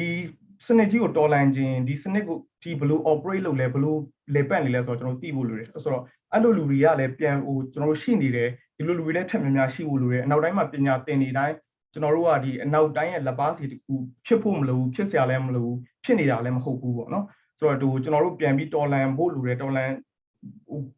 တော်လန်ရမယ့်အနေအထားရှိဖို့လိုတယ်ဆိုတော့ကျွန်တော်တစ်ချက်ဖြည့်ဆိုပြီးပြောချင်တယ်ဟိုပေါ့နော်ဟုတ်ဒီလောက်ကိုနေဆန်းလေကျွန်တော်ဟိုပေါ့နော်တေးသေးချာချာမေးချင်တာတခုอ่ะပေါ့နော်အခုဒီမချူမိတ်ပိုင်နဲ့နောက်တစ်ခါကိုတန်းတိုးအောင်လို့ပြောသလိုပေါ့နော်ကျွန်တော်တို့ဟိုဗမာပြည်သူတွေထဲမှာပေါ့နော်ဟိုဒီဟိုလူဖြူအထင်ကြီးတဲ့ယောဂါပေါ့နော်နောက်တစ်ခုကကျွန်တော်ဒီ tokenization ဆိုတာပေါ့ token ဆိုတာဒါအတိမတ်ပြုံလေးပြလိုက်တာပေါ့အယောင်ပြလိုက်တာပေါ့ဗျာဟိုအမှန်ပြောတော့ဒီလိုမျိုးပေါ့နော်ရေမှာကျွန်တော်တို့ကဆေးလေးတွေဆိုးလိုက်တာပေါ့နော်ရေကတော့ရေပဲဆေးအယောင်ဆိုးပေးလိုက်တာပေါ့နော်အဲ့တော့ဟိုပေါ့အဲ့ဒီလူဘိန်းစကားပေါ့နော်ဒီလမ်းဘေးစကားနဲ့ပြောမယ်ဆိုရင်တော့ကျွန်တော်တို့ကဒီလူဖြူနိုင်ငံမှာရှိတဲ့ နောက်နိုင်ငံတွေနော်လူပြူတွေမဟုတ်ပါဘူးဂျပန်ပဲဖြစ်ဖြစ်ကိုရီးယားပဲဖြစ်ဖြစ်စင်ကာပူပဲဖြစ်ဖြစ်ပေါ့နော်အာရှတိုက်ဒီဗမာတခြားနိုင်ငံတွေပေါ့အဖြူတွေကိုတခုတည်းလည်းမဟုတ်ပေါ့နော်ကိုယ့်ရဲ့ငွေပိုချမ်းသာတယ်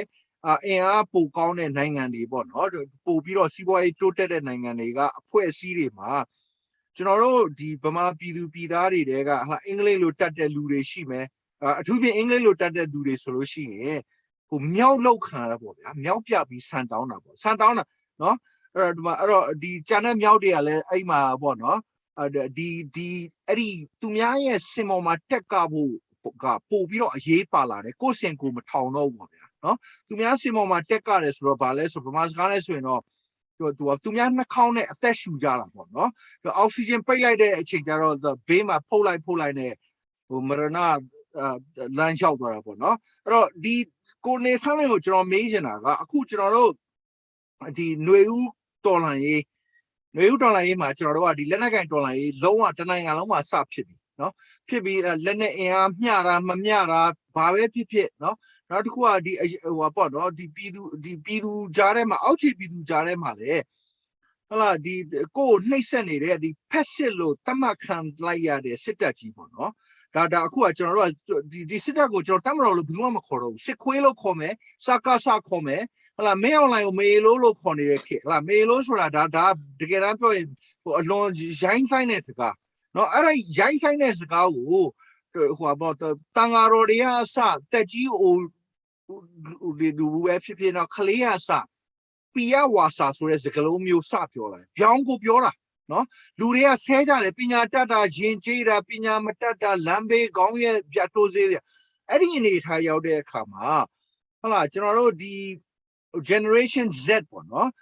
Z ဒါမှမဟုတ်ရင် Z ကအသက်ကိုအသေးခံပြီးတော့တိုက်တယ်ပြန်ဆိုတော့ဆရာဝန်ပါမယ် engineer ပါမယ်နော်ဒီတော့ဇပင်ညသမားပါမယ်နော်ဒီ model လေးပါမယ်တချင်းဆိုတဲ့လူပါမယ်အကုန်ပေါ့ဗျာသူတို့ဘဝနဲ့ရင်းပြီးတော့ပေါ့နော်ဒီ generation နှစ်ခုလောက်ကမိဘတွေအဖိုးအဖွားတွေကဒီပေါ့နော်စေအုပ်ချုပ်ရေးကိုပြင်းမတိုက်နိုင်ခဲ့လို့ဟုတ်လားဒီစစ်ကြုံဘဝမှာမျိုးဆက်တစ်တွေမွေးလာတယ်အဲ့တော့သူတို့ကဒီအမေအဖေအဖိုးဖွားလို့တော့မဟုတ်တော့ဘူးလက်နက်ကင်ပြီးတိုက်တော့မယ်တနိုင်ငံလုံးတိုက်မယ်ရတာနဲ့တိုက်မယ်ဘုံလုံးပြီးတိုက်မယ်တနတ်မှာပြီးတော့တိုက်မယ်ဆိုတိုက်အဲ့ဒီဟာကိုပညာရှင်ဆိုပြီးတော့ပေါ့ဗျာကျွန်တော်တို့အသားတွေကလောက်တွေပေါ့နော်ဒီတခိုးတယိုးကနဲ့ဟလာနိုင်ငံခြားကတက္ကသိုလ်ကြီးတွေကပညာကောင်းသင်လာပြီးတော့ကိုတက်လာတဲ့ပညာကိုကျိုးအတွက်သုံးမယ်နောက်တစ်ခါအာနာရှိတဲ့လူမှာရေပေါ်စီဝင်လုံးမယ်ဟလာဒီပွဲလှမ်းနေတယ်ဆိုပြီးတော့ဟလာဖြာလာခင်းတဲ့ပညာရှင်တွေပေါ့နော်အဲ့ဒီဟာကိုနေစားရင်ကဟလာဒီအောက်ခြေမှာရှိတဲ့ဗမာဟိုပေါ့နော် activist တွေနဲ့ဟလာနောက်တစ်ခါ Rohingya တွေနဲ့လူမျိုးစုံဘာသာစုံနဲ့တွဲလုံနေတယ်ဆိုတော့ဒီလူတွေရဲ့ဟလာသခိုးတယိုးကနဲ့ဟလာပညာရှင်ဆိုတဲ့ပုံစံမျိုးလုပ်တာကိုလူပြူပဲဖြစ်ကျွန်တော်တို့အထက်ကအသားတွေကလောက်ကူပဲဖြစ်သူတို့ကိုဘလို့သုံးသပ်လဲဆိုတော့ဟိုနည်းနည်းမျှပြပါကိုမေးတဲ့မေးခွန်းကိုမသွားခင်ခုနကလေဟိုကိုတန်းတော့အောင်နဲ့ကိုတန်းတော့ဟိုဘာပေါ့နော်တေချာ highlight လုပ်ရတဲ့ language ကိစ္စကျွန်တော်နည်းနည်းလေးပြောချင်တာကဘာလဲဆိုတော့ဒီကျွန်တော် community ထဲမှာလည်းဘလို့ဖြစ်လာလဲဆိုတော့ဒီ activism လုပ်မယ်ဆိုလို့ရှိရင်အင်္ဂလိပ်လိုမတက်ရင်လူရမဝင်ဘူးဆိုတော့အမြင်ကရောက်လာတယ်ဆိုတော့တခါအဲ့ဒီဥစ္စာကဒါနိုင်ငံတကာတန်းမှာပေါ့နော်တခါပြည်တွင်းမှာဆိုလို့ရှိရင်ဗမာလိုမပြောတတ်ရင်ဗမာလိုမရေးတတ်လို့ရှိရင်လူရမဝင်ဘူးဆိုတဲ့ပုံစံမျိုးဝင်လာတယ်ဆိုတော့ကျွန်တော်တို့ဒီအတိုင်းဝိုင်းကဒီ language ပြောတာကဒီဥစ္စာတသန်းကျော်ဟိုပေါ့နော်တကဘာလုံးမှာပတ်လိုက်လို့ရှိရင်တသန်းခွဲလောက်ရှိတယ်ဆိုတော့ဒီကြားထဲမှာပဲကျွန်တော်တို့ language နဲ့ဘယ်လိုလုပ်ခေါ်လုပ်မလဲဆိုတော့အဲ့လိုမျိုးပေါ့နော်ဒီ language နှစ်ခုထဲကတစ်ခုမရဘူးဆိုလို့ရှိရင်ကိုကလူရမဝင်ဘူးဆိုတဲ့ပုံစံမျိုးဘာမှကိုက activism တွေဘယ်လောက်ပဲလုပ်လို့ဟို development တွေဟို community ထဲမှာဘယ်လောက်ပဲလုပ်လို့ကိုကလိုရမဝင်ဘူးဆိုတဲ့ပုံစံမျိုးအတွေးမျိုးဝင်နေကြတယ်ဆိုတော့အခုကျွန်တော်ဒီဟိုမှာဒီຫນွေဦးတော်လှန်ရေးမှာဒီလို zoom meeting တွေတက်ရင်လည်းဘာတခုထူးခြားတာရလဲဆိုတော့ဟိုပေါ့နော်ဒီ meeting ထဲမှာဒီအင်္ဂလိပ်လိုပြောတဲ့လူပဲရှိဗမာလိုပြောတဲ့လူပဲဖြစ်ရှိ तू ကဒီ translator သုံးပြီးတော့ကိုကြိုက်တဲ့ language ကိုပြောဒီ translator ကနေပြီးတော့ translate လုပ်ပေးသွားတဲ့အတွက်ကြောင့်ဒီလိုနေရာတွေမှာပါဝင်လာရတာပို့ပြီးတော့လွယ်ကူတယ်ဒါကျွန်တော်တို့ကဒီ NGO တွေ INGO တွေခေါ်တဲ့ meeting တွေလည်းအများကြီးသွားတယ် ဒီလိုပေါ့နော်ဒီမပြောတတ်ဘူးဆိုရင်အဲ့နေရာမှာကိုကလူအလို့ထိုင်နေဆိုတဲ့ပုံစံမျိုးနဲ့ကိုကလုံးဝဘလို့မှဝင်မဆန်းတော့တဲ့ဆိုတဲ့ပုံစံမျိုးနဲ့ဖြစ်လာတော့သူကဒါရင်ဒီနေရာသွားလို့ရှိရင်ငါဘာမှပြောလို့ရမှာမဟုတ်ဘူးကိုအကြောင်းကိုနန်းနန်းဆက်ဆက်ကိုသိတယ်ခုနကိုတန်းတော့ပြောသွားတယ်လို့ဒီလိုင်းတရားကအလုတ်သမားကောင်းဆောင်တယောက်ကသူ့အလုတ်သမားနဲ့ပတ်သက်ပြီးအကုန်သိတယ်ဒါပေမဲ့ဒီမှာလည်းဒီစီဝေးမှာသွားလို့ရှိရင်ကို language နဲ့ကိုကပြောလို့မရဘူးဆိုလို့ရှိရင်ဘာမှအရာမဝင်တော့သူပုံစံမျိုးဖြစ်နေတာပေါ့နော်ဟိုကိုမေးတဲ့မေးခွန်းကိုကျွန်တော်ပြောရမယ်ဆိုရင်ဒီမှာကဒီစကားဝိုင်းကိုဘာကြောင့်စိတ်ဝင်စားလဲဆိုတော့ကျွန်တော်တို့ဒီပြည်သူတွေထဲမှာရောactivist ထဲမှာတော့တော်တော်လေးကိုဝေခွဲမရဖြစ်နေတာကဒီ researcher ဆိုတာကပါလေဒီ code ဒီ expert ဆိုတာကပါလေသူတို့ဘာတွေလုပ်နေတာလဲဆိုတော့တေချာခွဲခြားမိမမြင်ဘူးကျွန်တော်တို့ကအမြဲတမ်းဘာလဲဆိုရင်ကျွန်တော်ခံစားနေရတာတွေကိုဘာပဲပြောမေးလိုက်ရင်ကျွန်တော်တို့အတွက် tweet တစ်ခုလုပ်လိုက်ရင်ကျွန်တော်တို့ Facebook ပေါ်မှာနည်းနည်းလေးရေးလိုက်ရင်ဒါပဲအရန်ကျင်းနဲ့အားရပြီးတော့ကျွန်တော်တို့ကပြောနေတယ်ဒါပေမဲ့သူတို့ရဲ့နောက်ကွယ်မှာဘာ agenda တွေရှိလဲဆိုတော့ကျွန်တော်တို့ကမဆန်းစစ်ဘူးဆိုတော့ဒီလိုဆန်းစစ်တဲ့လူအုပ်စုတစုကအခုပြည်တွင်းမှာရှိလာပြီကျွန်တော်တော်တော်လေးဝမ်းသာတာအခုလူငယ်တွေကို highlight လုပ်ရတဲ့ဒီ generation Z ဒီလူငယ်တွေကတော်တော်လေးကိုဘယ်လိုပြောမလဲintellectual ဖြစ်တယ်လို့ကျွန်တော်ယူဆတယ်ဘာကြောင့်လဲဆိုတော့မချူးမေပိုင်ပြောတဲ့ဒီဥမာဒီ American ဟိုပါပေါ့နော်ဒီ America ကိုလာကူပါလာချပါဆိုပြီးတော့ဒီလို sign board တွေကင်ပြီးလောက်ကြတယ်အဲ့တုန်းကတော့ကျွန်တော်တို့ကဘာပဲဖြစ်ဖြစ်လူတွေကိုနည်းနည်းလေး motivate ဖြစ်လာအောင်ဒါအများကြီး support လုပ်ပေးခဲ့တယ်ဒါပေမဲ့တကယ်တမ်းမှာသူ့ရဲ့ interest ကဘာလဲဆိုတာဘာရောက်လဲဆိုတော့ဒီအနောက်နိုင်ငံတွေအားလုံးကသူ့ interest ရှိတဲ့လောက်ပဲသူလုပ်တယ်သူ interest မရှိဘူးဆိုရင်သူဘာမှလုပ်မှာမဟုတ်ဥပမာကျွန်တော်တို့ရဲ့ဒီ Rohingya genocide ဆိုတာကိုတော်တော်များများနိုင်ငံတွေကလည်းလက်ခံတယ် activist တွေလည်းလက်ခံတယ် scholar တွေပြောလို့ဒါ genocide ဆိုတာဖြစ်တာဒါပေမဲ့အခု American နိုင်ငံကနေပြီးတော့အခုချိန်ထိဒါကို genocide ဖြစ်မတတ်မှတ်သေးဘူးတခါဥပမာ Uyghur ကိစ္စကိုကြည့်လို့ရှိရင် Uyghur တို့ genocide ဆိုပြီးချင်းတတ်မှတ်လိုက်တယ်ဘာကြောင့်ဒါ interesting ကခွာလို့လေဆိုတော့ဒီလူငယ်တွေကဒါကိုတော်တော်လေးသဘောပေါက်လာအခု expert ကိစ္စကိုပြောမယ်ဆိုရင် expert တွေကကျွန်တော်တို့လိုဖိနှိပ်ခံလူဒန်းစားမဟုတ်ဘူး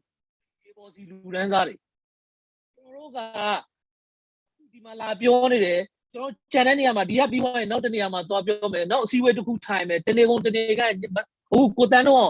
မနေ့9နာရီအေးအားထားပြီးတော့ကျွန်တော်တို့နဲ့လာပြီးဒီစကားဝိုင်းမှာထိုင်တယ်ဆိုတော့ဒါကျွန်တော်တို့ရဲ့ passionate ဒီ cause ကကျွန်တော်တို့ကဟိုပါပေါ့နော် popularity အတွက်လုပ်နေတာမဟုတ်ဘူးဒါပတ်စံရဖို့အတွက်လုပ်နေတာမဟုတ်ဘူးကိုလူမျိုးကိုတိုင်းပြည်ကဒီဖိနှိပ်ခံတွေအကုန်လုံးလွတ်မြောက်ရေးအတွက်ကျွန်တော်တို့လုပ်နေတဲ့အတွက်ကြောင့်ဒီမှာလာပြီးကျွန်တော်တို့အချိန်ပေးတာသူတို့ဒီ expert ဆိုတာတွေကသူတို့ career ကိုသူတို့ရဲ့ career ကိုသူတို့မြင့်တင်နေတာအခုအချိန်မှာဥပမာနိုင်ငံခြားကဒီ expert ဆိုတဲ့လူတွေဒါကျွန်တော်တို့အတွက်လုပ်နေတဲ့ဆိုတဲ့လူတွေက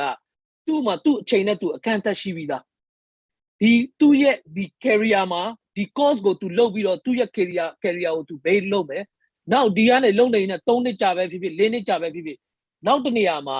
အလုပ်တစ်ခုဒီတဲ့လားစာကောင်းကောင်းနဲ့သူရတယ်ဆိုရင်ဒီ experience နဲ့ရတယ်ဆိုရင်ဒီ course ကိုသူ direct ခောက်ပြီးတော့နောက်တခြားတစ်ခုကိုသွားမယ်ဒါကျွန်တော်မျက်စိရှင်းမှာကျွန်တော်ဆိုလို့ရှိရင်ဒါအနှစ်20ရှိပြီအနှစ်20မှာကျွန်တော် observation လုပ်တာတယ်အများကြီးပဲအရင်တော့က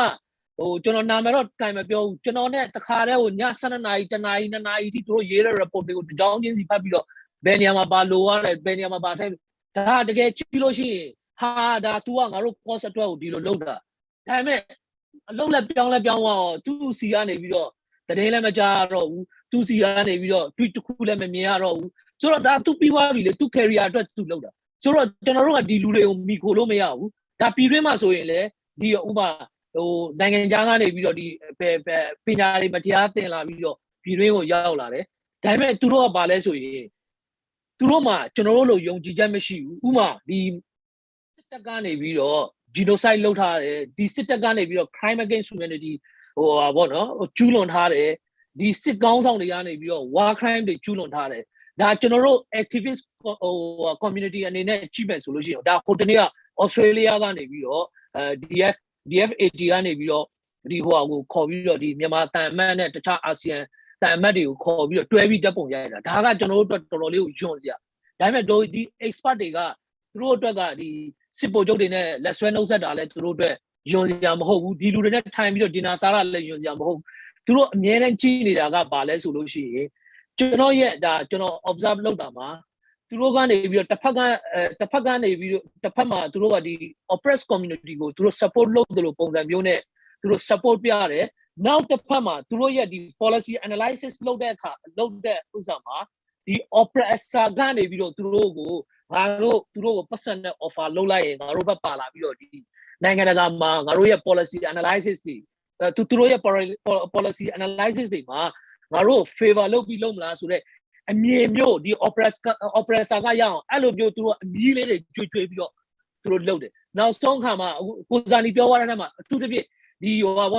the journalist Tamale, they get Kona Lure Shiva, Macona Ludo, Colona Macon, Pio, and you Hamale, Macon, Mapio, Bayon, they get community net to 12 lonely, they gave the community, meaning people lonely. She did damage that kind of on there. And I look Yenagazo through journalists, so that the Tangagani video, the Cadilo ICG lo, the GINGO Rema Wembo, through Alo through policy, Mune, Kainida lady, through treat load there, Alo approach load there, so Yare also in a diamond, Alo Pona Muna Wembo, through a carrier bay loader. So Jonaroga,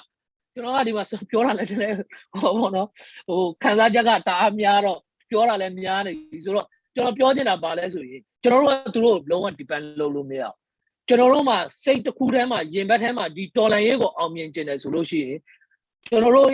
yet the liberation go. The general the oppression and the free people, too much general, no Bilumia, General Kura, General Doma, Yamas, they say that. Now we got General. But do one if you're generally alive, but do one if you're generally alive, hope, but do a carry out bail up lonely, but do a CY lonely, Dario General analysis slow, go a line at 12 year general low mess to who I want not Tolaiga, who Mian Sans and a piece of Donna, but don't let Dima goes on lady generally highlight load Dr. Time you do. Two solution to personally who are load up 2 years. Bones and RP, Luria to relate to the channel and to relate to the man I don't win. Was an elected, so Dime also the Bales 2 years. To Bones and God to Nanganaga trade at them 2 year analysis they go, the Financial Times do, New York Times do, G newspaper and published now so Puma to tell like that the dime below. Yazia machine mono, who a changing tapian if you're busy penny jarabo, so the pona bulo. Throw the time you told alone at the violence load up, Piolo Shilo di Matavio or load up. A good solution that General Piolo Yara, one, that do sit up a champion pada, General defense loaded on. Myanmar General Candy Yamla, the expert day opinion Balesui, Mino operation Loloshi, oppress Loloshi, Mino. Oppress time any, Miro than Topi, Maro analysis the Yeme, Dime, who BY through a celebration loaded through below Omiwale, Bapit and Dime, Jonoye, and Mianga Balesui, Rohingya, Dokat at the Tanjo, Dokat as a Kanga, if you're going go, take a shijin and Piana Musology, Daba, a cheap member to Yara, Obama Ominamo, Yamananga, Sitago, Nebulani, Sweat Toby, Loma Pavio. Through the now tango, Mapona Muso, the Tolania, Beroma of Vietnam, home, don't the long lesson. Yeah, Gerard, the long unload and it was a shit, salad, don't let Tone Shivi. Don't let Tone Marco go and echo where Luti whatever she there. David Kuba a patine, Hala General, the Nangamaro, Bama, a Joe machine. No, and it don't allow look at Malapia, Sayet, Sapa. Zagapio organized loader, and it told them load their Kamachama, Mama Piazza machine. Like General, whenever nightmares of General, Hodio de Meloni pain lumen. Not Coupon, not General 3 times up your John Chumi Bang. The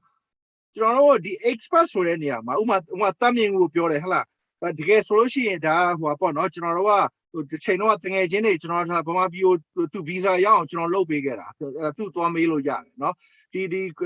egress for no, all only visa. Throw the Tamaraya, Chambelo, Pure Suraga, go you be a draw, Kuchima, Tokyo. That meant the Tamara, General thing saying, the thing saying,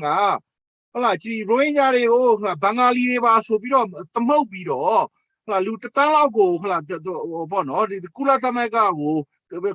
ခေါ်ကျင်တဲ့နေရာခေါ်သွားမခေါ်သွားလို့ရှိရင်ရခိုင်မှာပဲ IDP camp တွေထားပြီးတော့နော်ဒီအဖားတိုက်လောက်ထားမယ်ဆိုတာဒါကသူကဟိုပေါ့နော်ဒီအပြည်ပြည်ဆိုင်ရာဥပဒေမှာလူသားအလုံးကိုဟိုပေါ့နော်ကျူးလွန်တဲ့ဒုစရိုက်မှုငါတို့နိုင်ငံလုံးမယ်ဆိုပြောင်းပြောလိုက်တာဖြစ်တယ်နော်အဲ့လိုမျိုးပေါ့နော်ပြောင်းပြောလိုက်တာဟိုပေါ့နော်လူသားတွေကိုဒီလောက်ထိဒုက္ခပေးမယ်ရုံမှမယ်ဟိုပေါ့နော်ရက်ဆက်မယ်ဆိုလို့ပြီးတော့အကြံကိုထုတ်ပြလိုက်တဲ့လူကိုတမရအကြံပေးဆိုပြီးတော့ကျွန်တော်တို့ဗမာပြည်ကဟလားဒီနိုင်ငံသားတက္ကသိုလ်ကြီးတွေမှာ Cambridge တို့ Harvard တို့ဟလားဒီနိုင်ငံတက္ကသိုလ်ကြီးတွေမှာတက်လာပြီးတော့အခုကသူတို့ကအရန်ကိုဂုံယူနေတာနော်ဒီရာဇဝတ်မှုကျူးလွန်မယ်လို့တရားဝင်ပြောတဲ့တမရနာမှာသွားပြီးအကြံပေးတာကိုအလွန်ကိုဂုံယူပြီးအခုထိတမရအကြံပေးအဟောင်းဆိုပြီးတော့ပြောနေကြတယ်နော်အဲ့တော့ကျွန်တော်ဒီမီဒီယာကိစ္စမှာဘာဖြစ်လဲဆိုရင်ဥမာကျွန်တော် BBC မှာပဲဖြစ်ပဲမှာဖြစ်သွားပြီးစကားပြောရင်ကျွန်တော်ဟလာဒီပါရကူပွဲလိုက်ရထားတယ်ဗမာပြည်ကျောင်းရေးနေတယ်လုံနေတယ်အနှစ်30ရှိပြီကျွန်တော်တို့ activist လို့ပြောလိုက်မယ် activist ဆိုရင်သူကကျွန်တော်ပတ်စံတပြားမှပေးကြမလို့ပညာရှင်ဆိုရင်ကျွန်တော်ဟိုပေါ့နော်ပေါင်60ပေါင်80ပေါင်100အဲ့လိုပေးရတယ်နော်အဲ့ကျွန်တော်ကဒီဟိုပေါ့ခန္ဓာကိုယ်အညိုနဲ့ဟလာဗမာဖြစ်နေတဲ့ခါကျတော့နော်ဗမာဖြစ်တာတွေမဟုတ်ဘဲနဲ့ဟလာဒီ activist ဆိုပြီးတော့ဟလာဒီအဖိနှိုက်ခံတဲ့လူတွေကိုပြောင်းထောက်ခံတယ်လို့ပြောတာ ਨੇ ကျွန်တော်ကပညာရှင်မဟုတ်တော့နော်အဲ့ဒါဒီအာဏာရှိနေတဲ့လူတွေနဲ့သွားဆွေးနွေးပါလို့ပြောလိုက်ရင်အဲ့ဒီလူကပညာရှင်ဖြစ်သွားတယ်နော်အဖိနှိုက်ခံကိုထောက်ခံပါလို့ပြောရင်အဲ့ဒီလူကပညာရှင်မဟုတ်တော့နော်အဲ့ဒါကျွန်တော်တို့ပြောတဲ့ analysis ရဲ့ဟိုပေါ့နော်အရေးအသွေးမှားတာမှန်တာနော်ဒါလည်းမဆိုင်ဘူးသူကဒီနိုင်ငံရင်းရာဒီအဖိနှိပ်ခံတဲ့လူရဲ့ဘက်မှာရိုက်လိုက်တာနဲ့ဒီကြိုင်းနေပညာရှင်ဆိုတဲ့ဒီစလုံးကအသုံးမခံရတော့နော်အဲ့တော့အဲ့ဒါနဲ့ပတ်သက်ပြီးတော့ပေါ့နော်ဒီ feminist အမြင်နဲ့ပဲဖြစ်ဖြစ်နောက်တစ်ခါဒီ cultural anthropology ပေါ့နော်ဒီရင်ကျေးမှုမနုဿဗေဒအမြင်နဲ့ပဲဖြစ်ဖြစ်ဒီဟာဟိုပေါ့နော်ဒီကျွန်တော်တို့ဗမာပြည်ကပညာရှင်တွေပဲဖြစ်ဖြစ်နော်နိုင်ငံသားသူတွေပဲဖြစ်ဖြစ်အဲ့ဒီဟာကိုမချူးမိတ်ပန်ဘယ်လိုသုံးသပ်မိပါလဲဒီလိုမျိုးပေါ့နော်နိုင်ငံဒီ social justice ကိုထောက်ခံတဲ့ဒီပိုင်းနဲ့ဘလောက်တော်တဲ့ပညာရှင်ဖြစ်ဖြစ်အဲ့ဒီလူက activist လုပ်ခံရနော်ဘလောက်အသုံးမကျတဲ့ပညာရှင်ပဲဖြစ်ဖြစ်နော်စစ်တပ်နဲ့ဆွေးနွေးပါ business နဲ့ဆွေးနွေးပါဆိုရင်အဲ့ဒီလူကတကယ်ကိုလေးစားခံရမယ်ပညာရှင်ဆိုပြီးတော့မီဒီယာမှာရေးမယ်လူတွေကလည်းအထင်ကြီးကြတယ်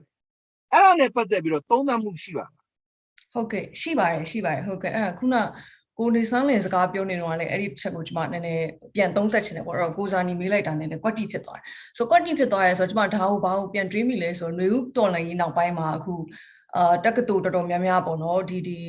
US တောင်မဟုတ်ပါဘူးခုနပြောသလိုဂျပန်တို့ကိုရီးယားတို့ဆိုလို့စကားဝိုင်းတွေလောက်ကြတယ်မြန်မာပြည်နဲ့ပတ်သက်ပြီး Burmese panel ဆိုတဲ့အခါမှာ UC Berkeley ကနေ panel တခုweekend ပေါ့နော်စနေတနင်္ဂနွေ2ရက်သူတို့လောက်တာကscholar activist တယောက်ဖြစ်နိုင်မဖြစ်နိုင် scholar activist ဆိုတာကပညာရှင် hyphenated ပညာရှင်ရောတက်ကြွလှူရှားသူရောတစ်ချိန်တည်းမှာတစ်ခါတည်းဖြစ်နေနိုင်သလားဆိုတဲ့ question ပေါ့နော်အဲ့ဒီမှာကျမတို့မြန်မာပြည်ကျောင်းလေးလာတဲ့မြန်မာပြည်သားပညာရှင်လည်းပါတယ်ပြီးတော့လူပြိုတွေလည်းပါတယ်အဲ့ဒါကိုဆွေးနွေးကြတဲ့အခါမှာကျမ question တစ်ခုထုတ်တယ်ပေါ့နော်ကျမ attendance audience ပရိသတ်အနေနဲ့သွားနာထောင်တော့ပညာရှင်တယောက်ကအဲ့ဒါဆိုတက်ကြွလှူရှားသူတယောက်ကိုဖြစ်နိုင်သလားပေါ့နော်ဆိုတဲ့အခါမှာလူပြူမြန်မာပြည်ကိုလေ့လာတဲ့ဒီ political scientist တယောက်ကသူကပြောတယ်မင်းတက်ကြွလှူရှားသူဖြစ်ချင်လို့ရှိရင်တက်ကြွလှူရှားသူပဲလုပ်လိုက်ပေါ့ကိုစိတ်ကူးတွေရင်ပြီးပညာရှင်လို့နာမည်မတက်နဲ့ဆိုပြောတယ်ဆိုကျွန်မအဲ့ဒီဟာတစ်ချက်ကိုနည်းနည်းခုနကိုစာနီမေးတယ်လို့မျိုးဒီ feminist ရှုထောင့်ကနေကြည့်ရမယ် feminist ဆိုတာကလည်းကျွန်တော်တို့မြန်မာပြည်မှာနည်းနည်းအယူအဆလွဲနေတယ်ကျွန်မ feminist လို့ခေါင်းစဉ်တက်လိုက်ရင်သူတို့ကကျွန်မမိမအရေးကိုပဲစိတ်ဝင်စားပါတယ်ဆိုပြီးတော့ထင်ကြတယ်မြန်မာယောက်ျားတော်တော်များများအမှန်တည်းကကျွန်မပြောချင်တဲ့ feminist ဆိုတာအဲ့ဒါမဟုတ်ကျွန်မပြောချင်တဲ့ feminist ဆိုတာကဒီလိုအပေါ်အောက်အထက်ဘေးနှစ်မျိုးနှစ်ဆကွဲနေတဲ့အရာတွေပေါ့နော်ကျွန်တော်တို့တွေးလိုက်လို့ရှိရင်နှစ်မျိုးပဲလုပ်เสียရှိတယ်ခုနဆိုလူပြူဒါမှမဟုတ်လို့ရှိရင်လူညုံဒါပဲရွေးเสียရှိတယ်ဒါမှမဟုတ်လို့ရှိရင်အနောက်ဒါမှမဟုတ်လို့ရှိရင်အရှိ ဒါပဲရွေးစရာရှိတယ်လို့ခံစားရတဲ့ဝါဒတွေကိုခြေပတာပေါ့နော်ကျမတို့ feminism ဆိုတာဆိုတော့အဲ့ဒီ feminism တွေကကြီးလိုက်လို့ရှိရင်ကြတော့မင်းပညာရှင်ဖြစ်ချင်ဖြစ်ပညာရှင်မဟုတ်လို့ရှိရင်မင်းကတက်ကြွလှုပ်ရှားသူမဟုတ်တော့တက်ကြွလှုပ်ရှားသူဆိုတာနဲ့ပညာရှင်မဟုတ်တော့ဘူးဆိုတာတွေကဒါ feminist အယူအဆနဲ့ပြန်ကြည့်လို့ရှိရင်ကြတော့မှားနေရပေါ့နော်ပြောရမယ်ဆိုတော့လူဆိုတာကျမတို့မျိုးစုံဖြစ်နိုင်တယ်ဒါကလည်းခုနပြောသူကိုလိုနီဝါဒကနေစဉ်းသက်လာတာကပညာရှင်ဆိုတာက bias မရှိဒါကျမတို့မြန်မာပြည်မှာဆိုလဲတော်တော်လက်ခံကြရတယ်ကျမဒါကိုတော်တော်ပြောရတာခက်ခဲတယ်ပေါ့နော်ပညာရှင်တယောက်ကစာရေးလို့ရှိလို့ပဲဖြစ်ဖြစ် report တင်လိုက်လို့ရှိရင်ပဲဖြစ်ဖြစ်ဓမ္မရိဋ္ဌာန်ကြ bias မရှိပဲရေးနိုင်ရမယ်အမှန်တည်းကကျမတို့လူရဲဆိုလို့ဖြစ်လာလို့ရှိရင်မနုဿဗေဒဒီယဉ်ကျေးမှုလူဖြစ်တည်မှုမနုဿဗေဒကြည့်လိုက်လို့ရှိရင်ကျမတို့လူတိုင်းမှာဒီ bias တော့ဘယ်လိုပြောမလဲကိုယ့်ရဲ့အမြင်ပေါ့နော်ကိုယ့်နေရာကြည့်တဲ့အမြင်ဆိုတာလူတိုင်းမှာရှိကြတယ်ဆိုတော့အဲ့ဒီအမြင်ကနေကြည့်လိုက်ပြီးမှအဲ့အမြင်ကိုကျမတို့ကဘယ်လိုပြန်ချိန်ထိုးကြည့်မလဲပေါ့နော်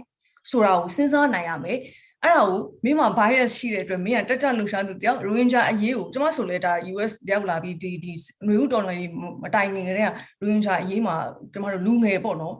diaspora တွေကလူငယ်တယောက်အနေနဲ့ပါဝင်ရေးသားခဲ့တဲ့အခါမှာဒီ diaspora တွေကလူကြီးတွေနဲ့လည်းပြဿနာတွေအဲ့လိုရှိတယ်ဒီ diaspora တွေကတချို့လူကြီးတွေကလည်းဒါကိုမကြိုက်ဘူးမင်းတို့က American တွေအကြောင်းလာတက်ပြီးတော့ဒါ American မှိုင်းတိုက်ခံလိုက်ရတယ်မဟုတ်ဘူးကျမတို့ကဒါဒီဟို Rohingya ရေးကိုထောက်ခံလို့ကျမတို့က American မှိုင်းတိုက်ခံလိုက်ရတာမဟုတ်ဘူးနှစ်မျိုးပဲမရှိဘူးဒါ feminist နေရာကြည့်လို့ရှိရင်ဆိုတော့ပေါ့နော်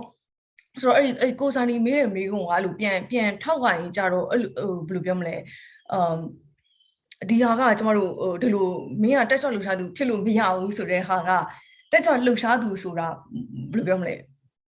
နှိမ့်ကြတယ်ဆိုပြီးတော့ခံစားလိုက်ရတဲ့အယူအဆကနေလာတာပေါ့နော်ပြောရမယ်ဆိုလို့ရှိရင်အဲ့ဒါကြောင့်လေအဲ့လိုပြဿနာတွေကဖြစ်နေလို့ထင်တယ်အဲ့နောက်တစ်ခုထပ်ဖြည့်ပြီးပြောချင်တာခုနကကိုနေစမ်းလေးပြောနေတော့အခုနောက်ပိုင်းကျမဆိုတော်တော်များများကြားလာတာပေါ့နော်ဒါ diaspora မှာလည်းဒါပြဿနာရှိတယ်ပေါ့မြန်မာပြည်ကိုဒါ88နောက်ပိုင်းနဲ့ရောက်လာခဲ့ကြတယ်ဒါ88မျိုးဆက်လူကြီးတက်ကြွလှုပ်ရှားသူတွေပေါ့နော်ဆိုသူတို့ဟာနဲ့သူတို့ကျမဒါကဲ့ရတာလည်းမဟုတ်ပါဘူးဟိုပါဝင်ခဲ့ကြတာပဲပေါ့နိုင်ငံရေးလှုပ်ရှားမှုစစ်အစိုးရကိုတော်လှန်တဲ့နေရာမှာတနေရာကနေ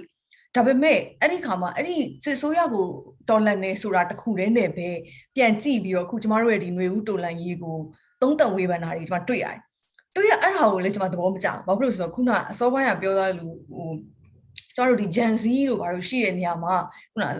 အားလုံးလေးဘာသာစကားနဲ့ပတ်သက်ပြီးပြောရတယ်ကျမလည်းမနုဿဗေဒမှာဘာသာစကားမနုဿဗေဒရှုထောင့်ကနေကြည့်တဲ့အရာတွေလည်းရှိတယ်ပေါ့အဲ့ဒီနေရာမှာဒီအနောက်နိုင်ငံဒီလူမဲပညာရှင်အတွေးခေါ်ပညာရှင် Bell Hooks တို့ Audre Lorde တို့ကိုပြန်ပြီးတော့ကျမတို့စာတွေပေါ့နော်ဖတ်ကြည့်တဲ့အခါမှာသူတို့ရေးတဲ့စာတွေဆိုတော့လေဒါဟိုလူပြိုတွေရေးသလိုမျိုး thesis ကြီးနဲ့တက်ပြီးတော့ဓမ္မဒိဋ္ဌံကြအောက်လိုင်းတွေဆွဲပြီးရေးတာမျိုးမဟုတ်ဘူးသူတို့လုံးဝဒါတက်ကြွလှုပ်ရှားသူဆန်ရေးခဲ့ကြတဲ့စာတွေပေါ့နော်ဆိုအဲ့ဒီထဲမှာဆိုလေသူတို့ကဘာပြောလဲဆိုတော့ဒါအမေရိကတိုက်မှာဆိုလေဒါဟိုရင်ခက်ကကျွန်အဖြစ်နဲ့ခေါ်ခံလာရတဲ့လူမဲတွေကလေသူတို့ရဲ့ဘာသာစကားပျောက်ဆုံးသွားတယ်အခုဒီလက်ရှိအမေရိကတိုက်မှာနေကြတဲ့ African American တို့ဒါ black လို့ခေါ်တဲ့လူမဲတွေဆိုရှင်သူတို့ရဲ့ဒါ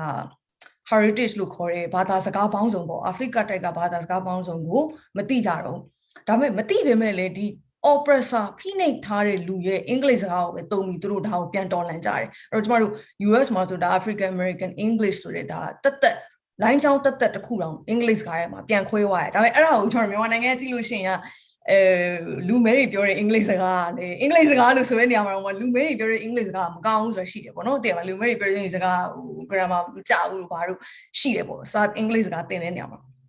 ဆိုတော့အဲ့ဒါတွေနဲ့ပတ်သက်ပြီးကျမတို့အခုဒီတွေဦးတော်လိုင်းမှာတိုက်ဝင်တိုက်နေကြတဲ့လူငယ်တွေကတော့ဟိုသူတို့အင်္ဂလိပ်စကားသုံးတာလည်းရှိတယ် Gen Z အင်္ဂလိပ်လိုလည်းညှပ်သုံးတယ်မြန်မာလိုလည်းသုံးချင်သုံးမယ်အခုဘာသာတိုင်းရင်းသားဘာသာစကားတွေလည်းသူတို့ပြန်ပြီးတော့သင်လာကြတာတွေတွေ့တဲ့အခါမှာဒါကတော်တော်88ခေတ်ကာလနဲ့လည်းမတူညီတော့ဘူးပေါ့နော်ဆိုတော့အဲ့ဒါတွေအကုန်လုံးကဒါပြန်ကြည့်လိုက်လို့ရှိရင် feminist သဘောတဘာဝကဒီ multiplicity လို့ခေါ်တဲ့မြောက်များစွာသောဘောင်းစုံရှိတဲ့ idea တွေအမြင်တွေကိုဘယ်လိုပြောမလဲပြိုးခင်းပေးတဲ့သဘောပေါ့နော်ဆိုတော့အဲ့ဒါကိုတွေ့ရတော့ကျမတို့အဲ့တစ်ချက်တော့နည်းနည်းအားရတယ်လို့ပြောချင်ပါတယ်ဟုတ်ကဲ့ခုနကိုစာနီပြလိုက်တဲ့မိကုန်းနဲ့တော့တိတ်မဆိုင်ဘူးနေတွေ့ပြောရင်နေဟုတ်ကဲ့ဘယ်ရောက်သွားလဲမသိဒါပေမဲ့ဟုတ်ကိုတန်တော့ဟုတ်ကျွန်တော်ပြောစရာကြီးများတော့ဘယ်အစမလဲတော့မသိဖြစ်နေဟိုတူချုပ်ပဲပြောရမယ်ဆိုတော့ကျွန်တော်အရင်ကခုနပြောတော့ဒီကျွန်တော်တို့ဟိုပေါ့ဟို activist scholar ဖြစ်နိုင်လားဟိုပေါ့ဒီကျွန်တော်တို့ဖိနှိပ်ခံဘက်ကရက်တီလိုက်တာ ਨੇ activist ဆိုပြီး branding လုပ်ခံရတာပေါ့နော်ဆိုတော့ကျွန်တော်အဲ့ဒီဟာကိုကျွန်တော်မြင်တာကတော့လေဒီအထူးသဖြင့်ကျွန်တော်တို့ဒီမြန်မာနိုင်ငံလိုဘာပေါ့တောင်ပိုင်းမှာ global south ပေါ့နော်ဖွံ့ဖြိုးဆဲနိုင်ငံတွေမှာအခုမှစပြီးတော့ကျွန်တော်တို့အခုမှစပြီးဆိုတာထက်ပေါ့နော်2010နောက်ပိုင်းမှာမှ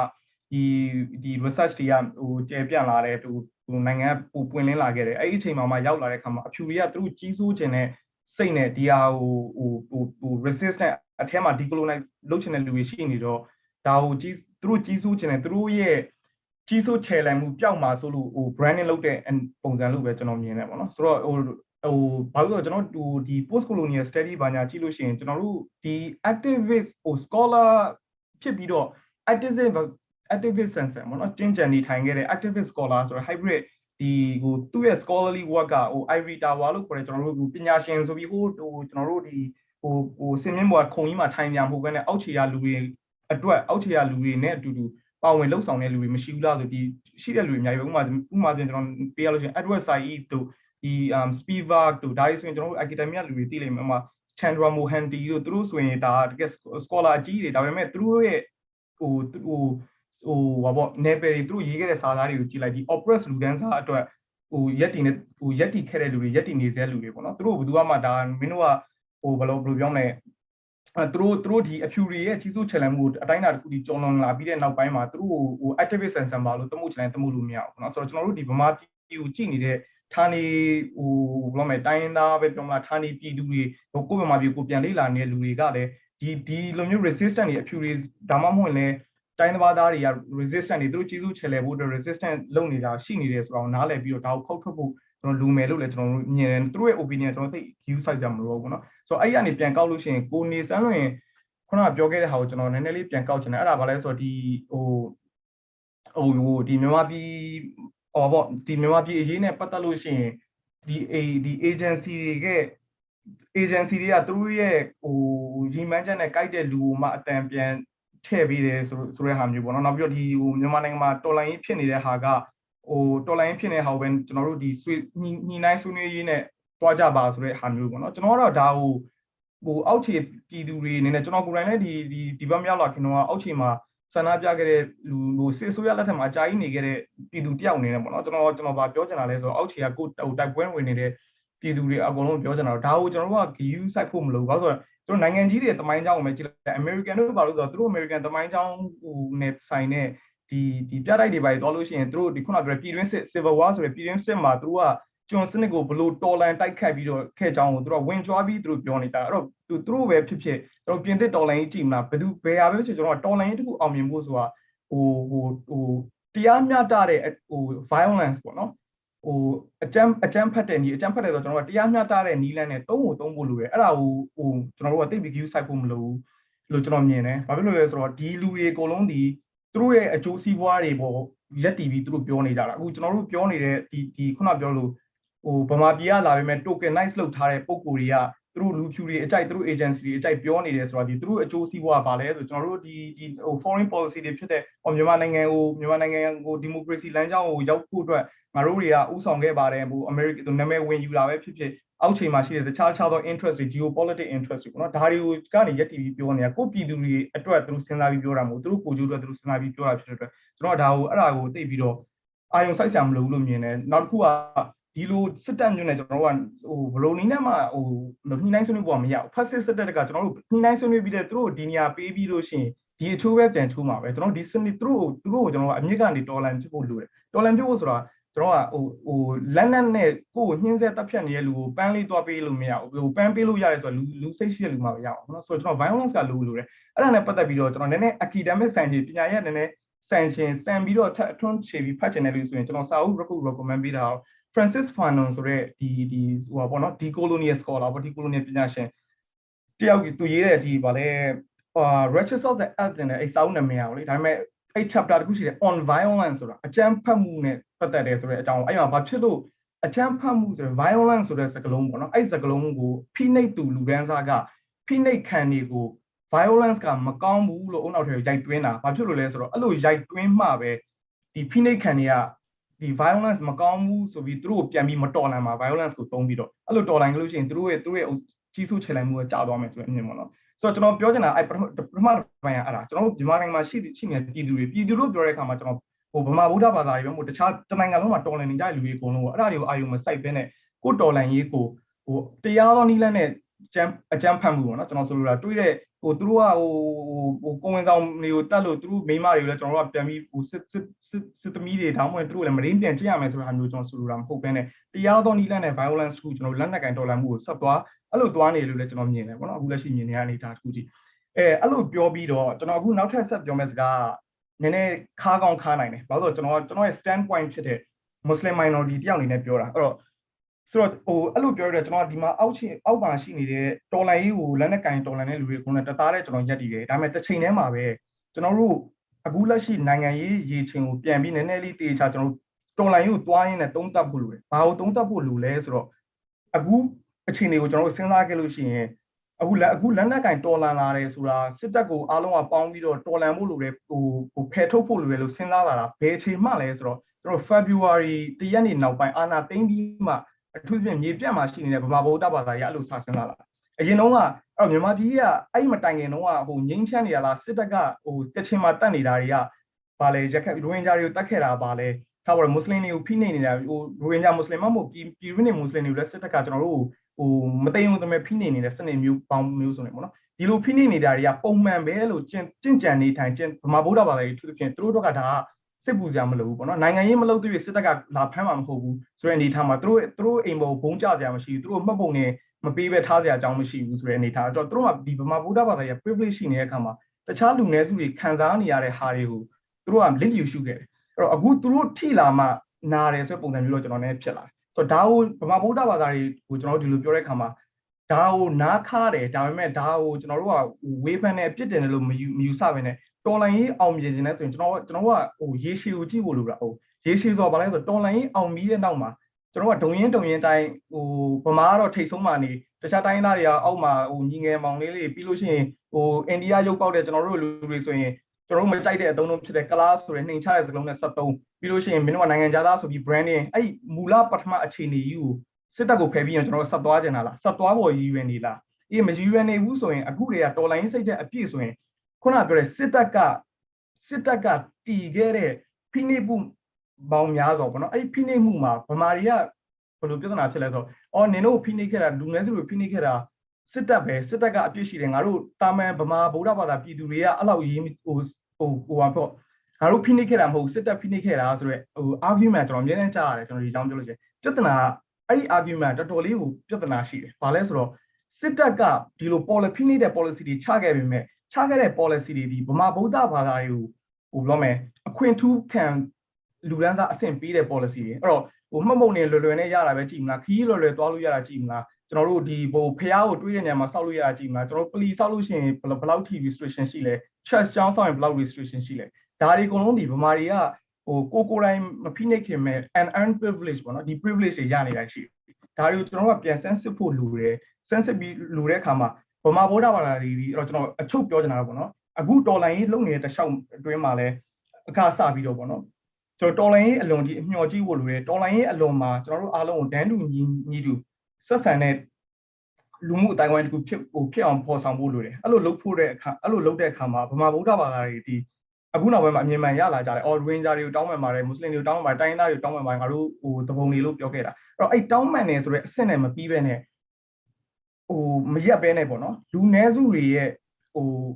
ဖိနှိပ်တာတွေကိုသူတို့ရဲ့လူနည်းစုတွေအတူတိုက်ပွဲဝင်ဖို့လိုတယ် solidarity တူရှိဖို့လိုတယ်ဗမာကိုလိုနီဝါဒပေါ့နော်ဟိုဗမာပြည်ထဲမှာလည်းဗမာတွေကကိုလိုနီပြန်လုပ်တယ်ကျွန်တော်ပြောလို့ရတယ်ရခိုင်ဟို AA တို့ဘာလို့ interview တွေတွားကြည့်လိုက်သူတို့မြင်တာဆိုရင်ဒါက British တွေကဗမာပြည်ကိုဘယ်လို colonize လုပ်လဲငါတို့ရခိုင်ကိုဗမာတွေကပြန် colonize လုပ်တယ်ဆိုတော့တွေ့ပေါ့နော်ဆိုတော့ဗမာဗုဒ္ဓဘာသာတွေကဒီဗုဒ္ဓဘာသာတွေဒီအဆင့်ကိုရောက်ဖို့လိုတယ်နောက်တစ်ခုကျွန်တော်နောက်ထပ်ပြီးပြောချင်တာဒီဟိုပေါ့ဟိုဥမာတစ်ခုပြရရင်ကျွန်တော်ကိုယ်တိုင်ကြုံခဲ့တဲ့ဥမာမျိုးဆိုရင်တချို့ဗမာဗုဒ္ဓဘာသာတွေဒီတခြားဗမာဗုဒ္ဓဘာသာတွေကိုသူတို့ကိုယ်တိုင်ကတော့သူတို့ဟိုလူမျိုးရေးမခွဲကြပါဘူးလူမျိုးခွဲကြတာကိုတော်လန်ပါတယ်လို့သူတို့ကြွေးကြော်တယ်ဒါပေမဲ့တစ်ချိန်တည်းမှာပဲတခြားဗမာဗုဒ္ဓဘာသာတွေကသူတို့မျက်စိအရှိမှာလူနည်းစုတွေထူးထူးမွတ်စလင်တွေကိုဟိုမှာကလားလို့ခွဲကြဆက်ဆံတာသုံးလုံးတာတွေကြာရင်သူတို့ကဟိုကောက်အောင်မလုပ်ဘူးကောက်လို့မလုပ်ဘူးဆိုတာဟဲ့နင်ဒီလိုတော့မပြောတင်ဘူးဆိုရဲသူတို့ရဲ့ခုနသူတို့ရက်တီပါတယ်ဆိုရက်တီချမ်းနဲ့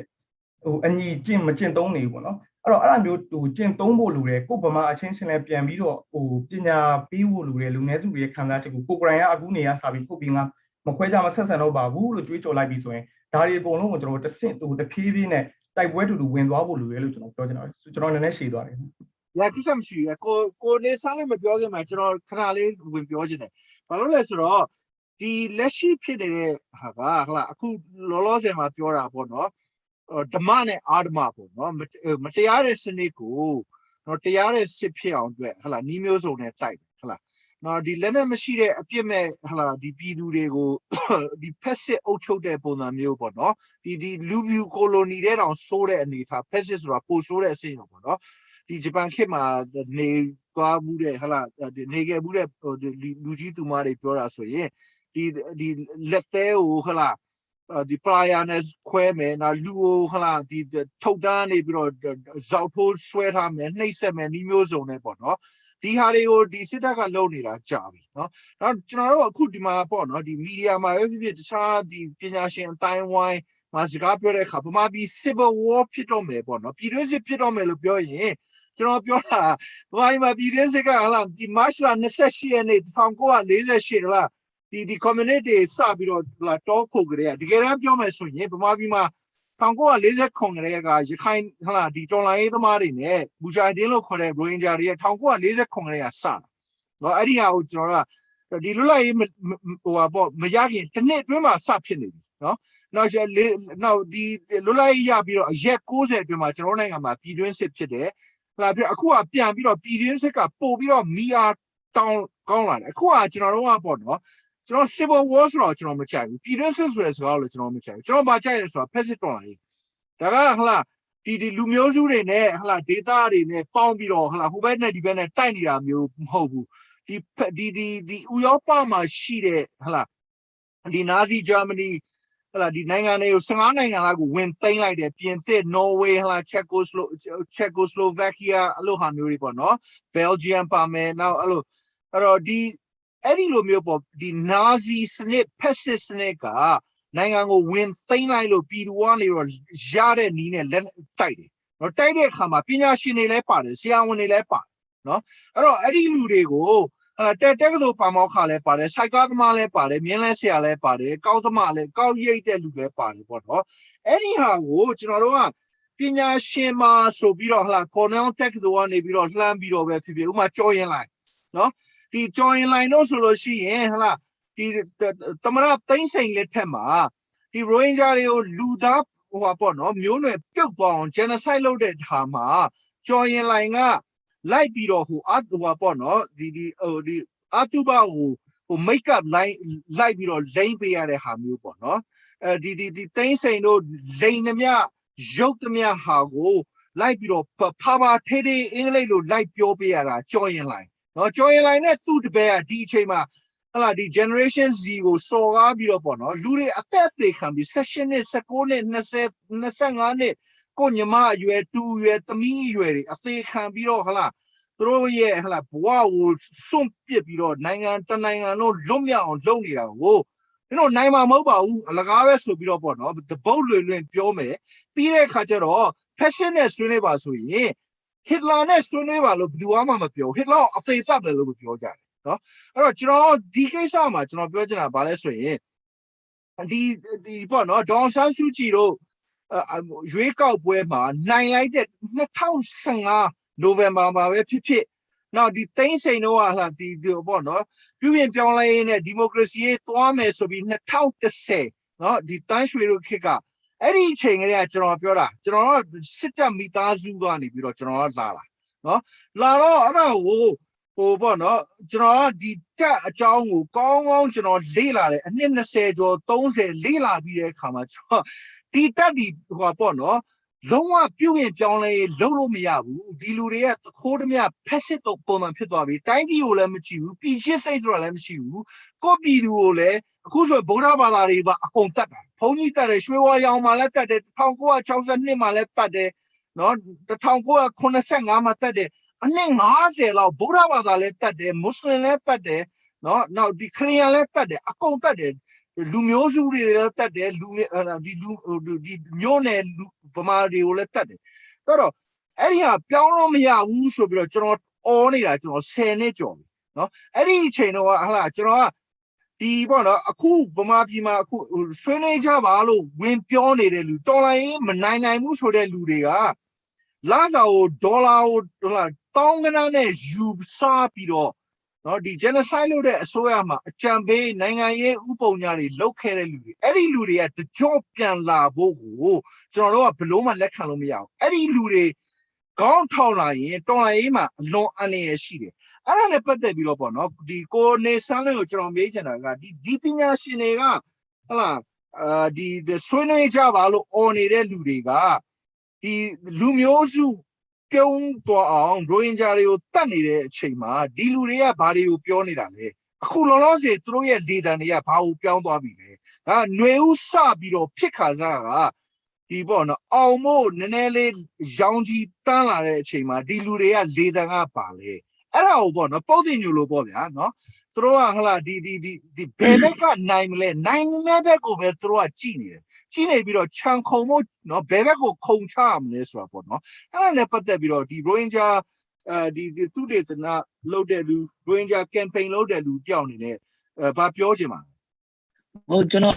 မြင်တာကတော့လေဒီမှာလက်နက်ကင်တော်လိုင်းလုံးနေတဲ့လူငယ်တွေပဲဖြစ်ဖြစ်သူပဲဖြစ်ဖြစ်ပေါ့နော်ဒီမှာ defense force တွေကတော့ဒီ user NUG အောက်မှာဆိုရင် PDF ရှိတယ်တခြားကိုမျိုးနဲ့မှာကိုဖွဲ့ထားတာတွေလည်းအများကြီးရှိတယ်ဒီလူတွေကကျွန်တော်သိသလောက်ကျွန်တော်အတွင်းထဲကိုတေချာနည်းလေးလာကြည့်သလောက် self funding ပေါ့နော်ကိုယ့်အကိုပြည်သူတွေစီကနေအလူခံတယ်ကိုယ်မဆန်ကိုထဲတယ်လူငယ်တွေဆိုရင်ဘူးဆိုရင်ဒီအခြေခံပညာကျောင်းသားကျောင်းသူတွေ session နဲ့အောက်တွေပေါ့နော်သူတို့နဲ့တော့ကျွန်တော်အများနဲ့သူတို့ဘာ advice လုပ်လဲဆိုတော့ session နဲ့မပြေဘူးဆိုလို့ရှိရင်ဒါကဟိုပါပေါ့နော်ဒီလူကြီးတန်းနဲ့မရောက်သေးဘူး session နဲ့ပြေတဲ့အချိန်မှာကိုယ့်ကို decision ကိုလုပ်ကိုယ့်ကိုဘာလုပ်ချင်လဲကိုယ့်ကိုလုပ်လို့ရတယ်ဒါပေမဲ့ session နဲ့မပြေခင်မှာတော့မလုပ်နဲ့ဆိုပြီးကျွန်တော်ကတော့ advice လုပ်ဆိုတော့ဒါကဒီလက်နက်ကင်ဒေါ်လာရေးကလုပ်နေတာကကိုယ့်ရဲ့လွတ်မြောက်မှုလွတ်လပ်ရေးရဖို့အတွက်ဒီစစ်ကြုံပေါ်ကလွတ်ဖို့အတွက်သူတို့ပတ်စံရလို့လုပ်နေတာမဟုတ်ဘူးအသက်ရင်းခံကိုယ့်အသက်ကိုရင်းပြီးတော့ဟိုရသလောက်ပတ်စံကိုပတ်စံဟိုပြည်သူလူစိတ်ဝင်စားတဲ့ပြည်သူလူထုတွေစီကနေပတ်စံကောက်ပြီးတော့သူတို့ဒါလက်နက်ကင်ဒေါ်လာရေးလုပ်တာတစ်ချိန်ချိန်ကြာလို့ရှိရင်ဒီနိုင်ငံစစ်ကြုံပေါ်ကနေလွတ်မြောက်အောင်လုပ်မယ်ဆိုပြီးတော့ဒါပေမဲ့ဒီမှာ peace လို့ပြောနေတဲ့လူတွေကသူတို့ peace ကိုကြိုက်လို့ပြောတာမဟုတ်ဘူး peace ထဲမှာထောက်ပဲစီတွေကောင်းကောင်းရှိတယ်ဆိုတော့သူတို့သိလို့ဒါကိုပြောတာအဲ့လိုဒီကဘာကြီးမှာ violence ဒီလက်နက်ကိုင်ဒေါ်လာရေးကိုဟိုပါပေါ့နော်ဟိုဘယ်သူမှ support မလုပ်ဘူးဘာလို့လဲဆိုတော့ဒီဥစ္စာကို support လုပ်လို့ရှိရင်ဒီဘောက်အဓိကဒီလက်နက်ရှိလာပြီဆိုလို့ရှိရင်ဒါလက်နက်နဲ့ power ကိုဟိုလုပ်လို့ရတယ်ဟို base လုပ်လို့ရတာပေါ့နော် power ကိုတခြားဟာနဲ့ဘာမှ base လုပ်စရာအကြောင်းတော့ကျွန်တော်မမြင်ဘူးဘာလို့လဲဆိုတော့ကဘာမှာ super power country ဆိုတော့အကုန်လုံးကလက်နက်ကြီးတွေနဲ့ဟိုကင်ထားလို့သူတို့ super power country လို့ခေါ်တာဆိုတော့ industry ကတော်တော်လေးကိုကြီးသွားပြီဒီမှာ peace နဲ့ပတ်သက်ပြီးတော့ဘယ်နိုင်ငံမှာပဲ proposal တင်တယ်ဒေါ်လာတန်းကနန်းနဲ့ကြားတယ်ဒီတိုင်းဟိုမှာသွားပြီးတော့ကျွန်တော်တို့ကဒီ camp ထဲမှာဒီကလေးတွေကိုပညာသင်ခြင်းလို့ပါဟိုကျောင်းသား 9000 လောက်တင်ပါမယ် 1000 လောက်တင်ပါမယ်အဲ့နေရာမှာဒေါ်လာ 1000 လောက်ရဖို့မလွယ်ဘူးဒါပေမဲ့ဒီမှာ peace အတွက် dialogue လုပ်မယ်ဆိုလို့ရှိရင်ဒေါ်လာတန်းကနန်းနဲ့ကြားတယ်အဓိကကတော့ဒီဥစ္စာပဲကျွန်တော်ကဒီလူတွေက peace ကိုကြိုက်လို့မဟုတ်ဒီ peace ထဲမှာအစီတုံးတွေရှိတာကိုကြိုက်လို့ဒီ peace ကိုသူတို့ကနေပြီးတော့ဒါ advocate လုပ်တယ်သူတို့ကနေပြီးတော့တကယ်လို့ဒါကိုယ်စားနေထောက်ပြရတယ်ကျွန်တော်တို့ဒီတော်လိုင်းရေးတွေဦးတော်လိုင်းရေးစားတဲ့အချိန်မှာတော်တော်လေးအရှိန်အဟုန်တက်တဲ့အချိန်မှာသူတို့ရဲ့စကားလေးတွေကဒီမှာတွေဦးတော်လိုင်းရေးကိုထောက်ခံလို့အဲ့ပုံစံမျိုးနဲ့အများနဲ့ကျွန်တော်ပထမတစ်ခါထောက်ပြခဲ့တယ်သူတို့ကအများနဲ့သူတို့ဘယ်ဖက်မှာစီတဝင်းဝင်းရှိမလဲအဲ့ဖက်ကိုအများနဲ့သူတို့တာပြီးတော့အဲ့ပုံစံမျိုးမျက်စိပြပြပြကျွန်တော်ထောက်ပြောလိုက်မယ်ဟိုပါပေါ့နော်တေချာပြောမယ်ဆိုရင်ခင်ဗျားပြောတဲ့ဟာကဟာတမ်းမြင်ဦးကဘာပြောလဲဆိုရင်ဒီ generation Z ကိုကျွန်တော်လုံးဝယုံကြည်တယ်တဲ့ဒီလူတွေကဒီလူငယ်တွေကတိုင်းပြည်ရဲ့အနာဂတ်ကိုဘလို့ဖန်တီးပေးနိုင်တဲ့လူတွေဆိုပြီးတော့သူကဟလာသတင်းစာဌာနကြီးတွေမှာသူကပြောလိုက်တယ်ဟလာပြီးခဲ့တဲ့3ပတ်တလားလောက်မှာကျတော့ဟိုပေါ့လူနည်းစုဟိုလက်တဆုပ်စာပေါ့နော်ဟိုနှစ်ဖွဲ့ပေါ့နော်တစ်ဖက်ကကျစစ်တပ်ဆိုတာကိုလည်းသူဗဇက်ကကြောင်မပြောဘူးနောက်ဒီ NLD ဒေါ်စုဆိုတာကိုလည်းကြောင်မပြောဘူးဝိလေကြောင်ဘတ်ပေါ့ဗျာနော် diplomat ဆိုတာတကယ်ကဝိလေကြောင်ဘတ်ပြောတဲ့စကား diplomacy ဆိုတာတော့ အမှန်တရားကိုမပြောဘဲနဲ့ဝိလေကြောင်ဘတ်ပြောတာကို diplomacy လို့ခေါ်တယ်နော်အဲ့ဒါကိုကျွန်တော်တို့ကအထင်ကြီးစရာမရှိဘူးနော်အဲ့တော့ဒီဟာကိုပေါ့နော်the generation Z generation Z ကိုကျွန်တော်က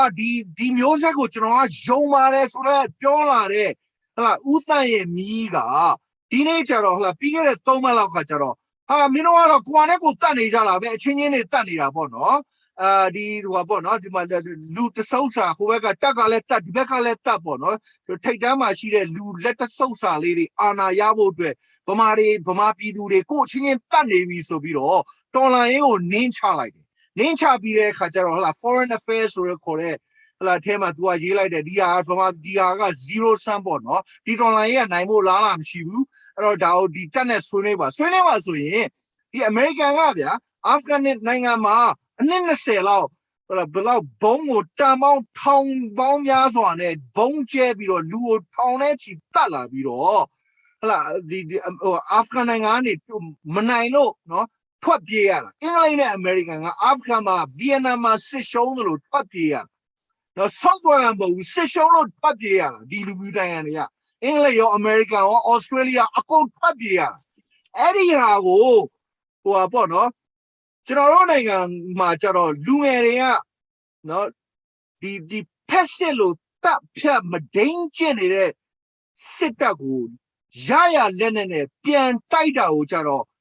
ငိမ့်ချမ်းတဲ့နီးနဲ့ပဲဒီမိုကရေစီလမ်းကိုပြန်သွားကြပါတဲ့ဒါအမေရိကန်တိုင်ရောဟိုတာအမတ်ကတွေးလို့တယ်အင်္ဂလိပ်တာအမတ်ကလည်းအဲ့လိုပဲတွေးလို့တယ်သူတို့ကကျတော့ဒီကမ္ဘာလုံးမှာဘုံကျဲကျင်တဲ့နိုင်ငံကိုဝင်ကျဲတယ်သတ်ချင်တဲ့လူကိုဝင်သတ်တယ် assassinate လုပ်တယ်နော် kidnap လုပ်ချင်တဲ့လူကို kidnap လုပ်တယ်ပြီးတော့ကျွန်တော်တို့ဒီတရားတဲ့ဘက်ကနေပြီးတော့တိုက်တဲ့လူငယ်တွေဗမာပြည်သူတွေကိုကျတော့ငိမ့်ချမ်းစွာနီးနေပဲခန္တီပါရမီနဲ့သွားကြပါဆိုတော့ကျွန်တော်တို့မှာအဲ့ဒါပြဿနာရှိတယ်ဒါပေမဲ့အဲ့ဒါကိုကျွန်တော်တို့အသားတွေကလောက်တွေဖြစ်တယ်ကြော်ရင်လိုင်းတို့ဟလာမင်းစော်ဦးတို့အောင်နိုင်ဦးတို့တမ်းမြင့်ဦးတို့ဟာခုနကိုနေဆောင်ဝင်ပြောသလိုပေါ့အဲ့ဒီငိမ့်ချမ်းရေးလုပ်ရင်ဒေါ်လာဖိုင်းနဲ့ချီပြီးလာမယ်သူတို့ငိမ့်ချမ်းရေး advisor တွေပြန်ဖြစ်မယ်ဆိုတော့ဒီလမ်းကိုတွန်းလာတယ်တော်လန်ရေးကိုချပြီးတော့နင်းနေဆိုတာကိုကျွန်တော်ဒီနေရာကနေထောက်ပြခြင်းတယ်ဘာလို့ကျွန်တော်တို့ဒီအချိန်မှာပြည်သူတွေရဲ့တန်း90ရဲ့အနာဂတ်နဲ့ဘဝရှေ့ရေးအတွက်မှာကျွန်တော်တို့ကဘယ်သူမှအာဏာစရာမလိုဘူးဘယ်သူမျက်နှာမှာကြည့်စရာမလိုဘူးเนาะဒါကိုကျွန်တော်ဝင်ပြီးတော့ကျွန်တော်ပြောခြင်းတယ်ကဲကိုဟိုပေါ့နော်ချူမိတ်ပိုင်ကတော့သူပြောဖို့ရှိသေးတယ်လေကိုနေဆောင်ပြီးပြီလားပြင်ကိုတန်းတိုးအောင်ဟိုပေးလိုက်ပါမချူမိတ်ပိုင်ဆက်ပြောလိုက်ပါကျွန်တော်တို့ English လဲ switch လုပ်ရမယ်လေကိုတန်းတိုးအောင်ကလည်းယထာဟိုရှိတယ်ဆိုတော့နည်းနည်းလေးဟိုခြုံပြီးတော့ကျွန်တော်ပြီးသွားတော့တော်ပြောလိုက်ပါမချူမိတ်ပိုင်ပြောပါဟုတ်ကဲ့ကျွန်မပြောရမလားခုနကိုစာနီပြောတာကိုတန်းတော့ပေးပြောလိုက်မလားဆိုလားကိုတန်းတော့ပြောကိုပေးပြောလိုက်မယ်သူဟိုပေါ့ယထာပြီးအောင်သွားမယ်ဆိုလို့ရှိရင်ဟိုရတယ်ဟိုကျွန်တော်ဘာမှတော့ထွေထူးအဲ့ဆရာမရှိပါဘူးဒီ discussion ကတော်တော်လေးအဆင်ပြေတယ်ဆိုတော့ကျွန်တော်တို့ဟိုတော်တော်လေးအားရပါတယ်ကျေးဇူးတင်တယ်ကျွန်တော်ဟိုဘာဖြစ်တာလဲဒီမှာဆွေးနွေးပြတဲ့လူတွေအကုန်လုံးလည်းကျေးဇူးတင်တယ်ဟိုပေါ့နော်နေတော့နေပေါ့နော်အင်္ဂလိပ်လိုပြောတဲ့ခါကျသွားမယ်ဆိုလို့ရှိရင်တော့ကင်မရာပိတ်ပြီးတော့သွားလိုက်ပေါ့နော်ကျေးဇူးတင်တယ်လာတာကို sorry ပါကျွန်တော်ယထာစီးနေရတာဆိုတဲ့အတွက်မနေ့စောစောယထာရှိတော့အဲ့ဒါတခါတည်းကျွန်တော်ဒါပြီးသွားမယ်လို့စီစဉ်တာတော့လေအဲ့ဒါဆိုဒီလိုလေမချူမိတ်ပဲပြောဗမာလိုပြောမဲ့ဟို comment ပြောမြန်မာလိုနောက်ဆုံးလေး comment မှာခုနဒါစစ်တပ်အကြောင်းပြောလာရင်းနဲ့ခုနကိုစာနီပြောရလို့ဒီဖက်စစ်တော်လန်ရေးအကြောင်းပြောလာတဲ့ဘက်ရောက်လာလို့အဲ့ဒါလေးကိုနည်းနည်း comment ဝင်လုတ်ချင်တာကကျမတို့ဒီ88ကျမအနေနဲ့ပေါ့ကျမကဒါ88နောက်မှမွေးတဲ့လူငယ်တယောက်เนาะဒါစစ်အစိုးရအောက်မှာလေကြောင်းတက်ခဲ့တဲ့လူတယောက်စစ်အစိုးရဒီအရင်ခစ်ခဲ့ဟာမှာကြီးပင်းလာတဲ့လူတယောက်ဖြစ်တဲ့လူငယ်တယောက်ဖြစ်တဲ့အတွက်ခံစားရတယ်ပေါ့ခံစားရတဲ့အခါမှာကျမတို့ဒီအခုဒီဂျန်စီတွေဘာတွေဖြစ်လာရဲဒီလိုဟိုတမ်းမြင့်ဦးတို့ဘာလို့ဒီလိုမျိုးကျမတို့တိုက်တော်လန်ရေးရာဒီခေတ်မှာမအောင်မြင်နိုင်ပါဘူးလို့ပြောလိုက်ကြတာကျမလူငယ်တယောက်အနေနဲ့ကျမတို့ကတော့ခံစားရတယ်ဆိုတာဘာလဲဆိုတော့ကျမတို့ကတည်တယ်မွေးခဲ့တယ်ခံခဲ့ရတဲ့နေရာမှာဒီအရင်ဒီသူတို့ကတချို့တွေကဒီပညာရှင်တွေပေါ့နော်ကိုယ်ရန်ကိုပညာရှင်တွေက88အရေးခင်းကိုကြည့်လိုက်သူတို့ဒီလိုတိုက်ခဲ့ရတာမအောင်မြင်ဘူးဆိုတဲ့နေရာမှာမတူညီဘူးပေါ့နော်ကျမပြောရဲအခုဖြစ်နေတာတွေမအောင်မြင်ဘူးဆိုတာသူကစစ်တပ်ကူတော်လှန်တဲ့နေရာမှာအမြင့်တွယ်နေတဲ့ခုနပြောတဲ့patriarchy တို့ဒီမဟာဖိုဝါဒတို့ဒါစစ်တပ်ဆိုတာမဟာဖိုဝါဒအရန်ကြီးမားတဲ့ ဝါရကိုကင်ဆွဲထားတာပြီးလို့ရှိရင်ဒီဗမာ Buddhist supremacy လို့ခေါ်တယ်ဗမာ Buddhist ဗုဒ္ဓဝါဒကိုလည်းကင်ဆွဲထားတဲ့ဟာမျိုးပေါ့နော်ရဲဘော်တေဆိုငရဲမလားဆိုတဲ့ဟာကြီးကစစ်တပ်နဲ့ဗုဒ္ဓဘာသာနဲ့ချိတ်ဆက်ထားတာဝင်းဆက်ကအဲ့မှာမိနေမင်းတတ်ချင်တဲ့လောက်တက်ငရဲမကြဘူးဆိုတာဒါငရဲဆိုတာယုံတဲ့လူမှပဲယုံမှာပေါ့နော်ဆိုတော့အဲ့တော့ကျွန်မအနေနဲ့ကျတော့လူငယ်တောင်းနေနဲ့ဘယ်လိုမြင်လဲဆိုတော့ဒီအရင်ခေတ်ကဟာတွေနဲ့ပြန်နှိုင်းပြီးအရင်ခေတ်တုန်းကလည်းကျမတို့ကမအောင်မြင်ခဲ့ပါဘူးစစ်တပ်အစိုးရဒီလိုပဲပြန်ဖြစ်တာပဲဆိုဒီပြောထားတဲ့လူတွေဟာဒီစစ်တပ်ထဲမှာအထဲထဲမှာမြုံနေတဲ့ဒီမဟာဖိုဝါဒတို့ဒီခုနပြောတဲ့ဒီဗမာဘူးတွေဝါဒတွေကိုအမြင့်မဖြုတ်ချင်သေးလို့ပဲကျမမြင်တယ်အဲ့ဒီအမြင့်သူကဒါစစ်တပ်တစ်ခုတွေကိုကွက်တိုက်ပြီးတော့ okay ငါတို့ဒါဒီကလူတွေစစ်တပ်တွေကလူတွေလည်းညှိလိုက်ရင်တော့ဒါကြီးကပြီးသွားမှာပါပဲလို့ထင်ကောင်းထင်ကြမှာပေါ့နော်အမှန်တည်းကခုနပြောသွားကြသလိုပဲဒုံရင်းတွေကဒုံရင်းပြန်ဖြစ်နေတာအမြင့်ကိုမှကျမတို့ကမဖြတ်သေးတာဆိုတော့အဲ့ဒီဟာလေးကိုကျမ brief ပြောချင်တယ်ပြီးတော့နောက်တစ်ချက်ဒီအင်္ဂလိပ်စကားကိုမပြောင်းခင်ပေါ့နော်ဟိုနားထောင်နေကြတဲ့ break that တော့ကကျမအနေနဲ့က recommend လုပ်ချင်တာကကျမတို့စာကြီးပေကြီးတွေဖတ်မှာမဟုတ်ဘူးခုနပြောသလိုကျမပြောရတဲ့ ဒီလိုလိုဘဲဟုတ်ဒီအင်္ဂလိပ်လိုရေးထားတာကြီးတော့ဖတ်ဆရာမလို့ကျမတို့ခုခေတ်ကြီးမှာ Facebook ဆိုတာရှိတယ်တချို့တွေကတော့ပြောမယ် social media ကြီးကဘယ်လိုပချမ်းသာပေါ့နော်ပညာရှင်တွေဆိုလို့ရှိရင် Facebook မလာချင်တာတို့ Twitter မှာပဲဟိုအနောက်နိုင်ငံတွေကိုလှမ်းပြောပြီးတွေ့တာတို့ဘာလို့ရှိတယ်ကျမကတော့သဘောမကျဘူးဘယ်ဟိုအမေတွေကြော်ပြီးတွေးတော်တွေကျမတို့ကမျောကုန်းနေလို့မရတော့ဘူးဒီခေတ်ကြီးကဆိုတော့ Facebook ပေါ်မှာလည်းသူ့ဟာနဲ့သူ page မှာလူငယ်တွေခုဆိုဟိုဗမာမှမဟုတ်ဘူးတိုင်းရင်းသားပေါင်းစုံပါမယ်တခြားလူမျိုးစုတွေပါမယ်ရေးသားနေကြတာရှိတယ်မြန်မာလိုပဲရေးတဲ့စာတွေကဒါတက်ကြွလှုပ်ရှားမှုဆန်ရေးတဲ့စာတွေရှိတယ်အမိမဖော်ပဲဒါကြောင့်ဟို security reason တွေကြောင့်ရေးတာမျိုးရှိတယ်အဲ့ဒီ page တွေကိုကျမကတော့ဒါအားလုံးစိတ်ဝင်စားတယ်ဒီလိုမျိုးဆိုလို့ရှိရင်အလန်းမမီဘူးပေါ့နော်ကိုနဲ့ဟိုအင်္ဂလိပ်စာတွေမဖတ်နိုင်ဘူးစာအုပ်တွေလည်းမဝင်နိုင်ဘူးဖြစ်နေတဲ့အချိန်ကျမကတော့အဲ့လိုမျိုးတွေဖတ်ပါတကယ်လို့ဥစားပြလို့ရှိရင်အဲ့ဒါမျိုးကိုနည်းနည်း recommend လုပ်ချင်တယ် recommend ဆိုလို့ရှိရင်အလုပ်သမားကိစ္စ feminist ဆန်မျိုးကိုစိတ်ဝင်စားရဆိုလို့ရှိရင်တော့ revolution အမှတ်3ရပေါ့ဒါဗမာလိုပဲရှာလိုက်လို့ရပါတယ် Facebook မှာပြီးလို့ရှိရင်နောက်တစ်ခုဆိုဒီ တော်လှန်ရေးနဲ့ပတ်သက်ပြီးလူငယ်တွေရေးတယ်ဆိုတာလူငယ်တွေဆိုတာကျမတို့ထပ်တောင်ငယ်တယ်ဆိုလို့ရှိရင်နောက်ထပ်စာဆိုတပုံပေါ့တပုံလို့ရှိတယ်ပြီးလို့ရှိရင် we resist Burma ဒါမြန်မာလိုပဲရေးတယ်အခုပြီးဟိုတနေ့ကဟိုကျောင်းသားရန်ကုန်တက္ကသိုလ်အမှုလုံဆောင်ကျောင်းသားဟောင်းတစ်ခုထောင်ချခံလိုက်ရတယ်အောင်ဖုံးမော်ရေးခဲ့တဲ့စာဆိုတေချင်းဟာလည်းနောက်ဆုံးမှာလွတ်လပ်ခြင်းတစ်ခုပဲဆိုတာဒါကဟိုအနောက်နိုင်ငံမှာလူမဲရေးခဲ့တာဆိုလို့ရှိရင်တော့ necropolitics ပေါ့နော်ဒါနောက်ဆုံးမှာတေတာလည်းလွတ်လပ်ခြင်းတစ်ခုဖြစ်သွားတဲ့အရာကိုကျမတို့ကရောက်ရှိနေတယ်ကျမတို့တော်လှန်ရေးရဆိုတော့အဲ့လိုမျိုးတွေဝင်ရောက်ဖတ်လို့ရပါတယ်ဆိုတာမှ recommend နောက်ဆုံးအနေနဲ့ပေးချင်ပါတယ်မြန်မာလူOkay. Now we are going to switch to English for at least 20-25 minutes. Today we're having a discussion on a very, very important and consequential subject, namely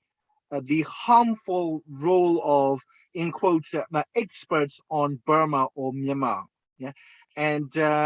we have on the dialogue today Mat Chume Pai, who is doing her doctorate in cultural anthropology at the University of Boulder in University of Colorado in Boulder, and she is also a Burmese writer, a feminist, and also she is involved in running a network called Aruna that attempts to address the systematically excluded scholars from formerly third world countries in the white academy in the West and other places. And then we have the spoken word poet Kotantoa, born and raised in and also initially educated in Yangon, and he is of Burmese and a Muslim family background, and he addresses the issues of internal cultural colonialism, where the Burmese Buddhist majority occupy the top layer of the racist hierarchy we call Burmese society, and he's pursuing his master's degree in gender studies at the George Washington University in Washington, D.C. And then the third guest we have is my Rohingya colleague and brother, Rone Salwin. He and I co-founded the Free Rohingya Coalition. He is known as a Rohingya campaigner, but he is one of the foremost experts or like the most knowledgeable person on Rohingya affairs, history, culture, and he speaks the language. He's his family came from the Rohingya region, and so it would be impossible for anyone from third world countries to come to England and Germany and go to USA and claim themselves experts without the requisite the language competency in English. And so we have 3 local scholars and experts who also wear their value of social justice and equality on their sleeve, and their value does not make them less expertly, less respectable than any experts from any country on Burma. As a matter of fact, they are more expert on Burma than any international scholars or experts on Burma. But they are humble enough to say that they speak with their own oppressed communities, not above them, and they don't consider themselves as superior to their own fellow people. Therefore, they don't use the word experts, that they are social justice activists with deep expertise on the issue they campaign on. So let me invite Kotanto on if he's still around, because we've been informed that he has to go and catch the train, but we want to give him a floor to share his thoughts on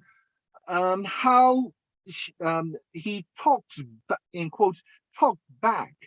the white experts, and it could be anybody. It could be like Japanese, Korean, Singaporean, Australian, anybody, any foreign experts from Burma. How do you talk back to them? Yeah, so that's a great question, Guzani. Thank you. I think so. I think it has to go back to the fact that for the brief quote-unquote liberalization period in Burma, what we have seen, the voices that we have seen mostly about Burma do come from like white researcher or like quote-unquote expert who do not have the lived experiences that we have. And oftentimes when I read or when I hear them give their thoughts on the issue that I hold dear to my heart, such as the Muslim minority issues, I often see them, their analysis, quote unquote analysis, or their expertise advices do not really in line with what I or my community or other oppressed community desire or want or see as our liberation. It often come across as the fact that we are outsider, therefore we are quote unquote objective, and so these so-called experts will oftentimes subordinate and talk down the very community that they claim to be representing, that they claim to be quote unquote speaking for. And I think that is a very colonial mindset and colonial attitude or coloniality that I am trying to engage with. So in my works offline, I would often talk about how the expertise that they claim to have do not necessarily come from my lived experience and my experience of being an expert on my own or for myself as a Muslim minority. And I think this is where this is where the talking back comes from. This is how we, as the oppressed group who suffer many levels of oppression. I mean, if you look at the minoritized groups in Burma, they not only suffer from the oppression of the Burma Buddhist fascist military dominance and oppression, but also they do not even have a chance or given space when they want to talk for themselves. Their spaces are often co-opted and taken by these so-called foreign experts who do not speak their languages, who were not born there, who do not live there as in our experiences. So I think this is where the talking back came from. It comes from the fact that we have our lived experiences when we are the expert for ourselves, and we alone can speak for ourselves. Yeah, you and Kotanto co-authored this piece, yeah, talking back to the white experts, and you are extremely blunt and honest, yeah. but these are issues that are so vital to our lives, and we cannot be polite. Yeah, and we don't exist to address the white guilt, to make them feel good about who they are and why they are in our country or around the world. And so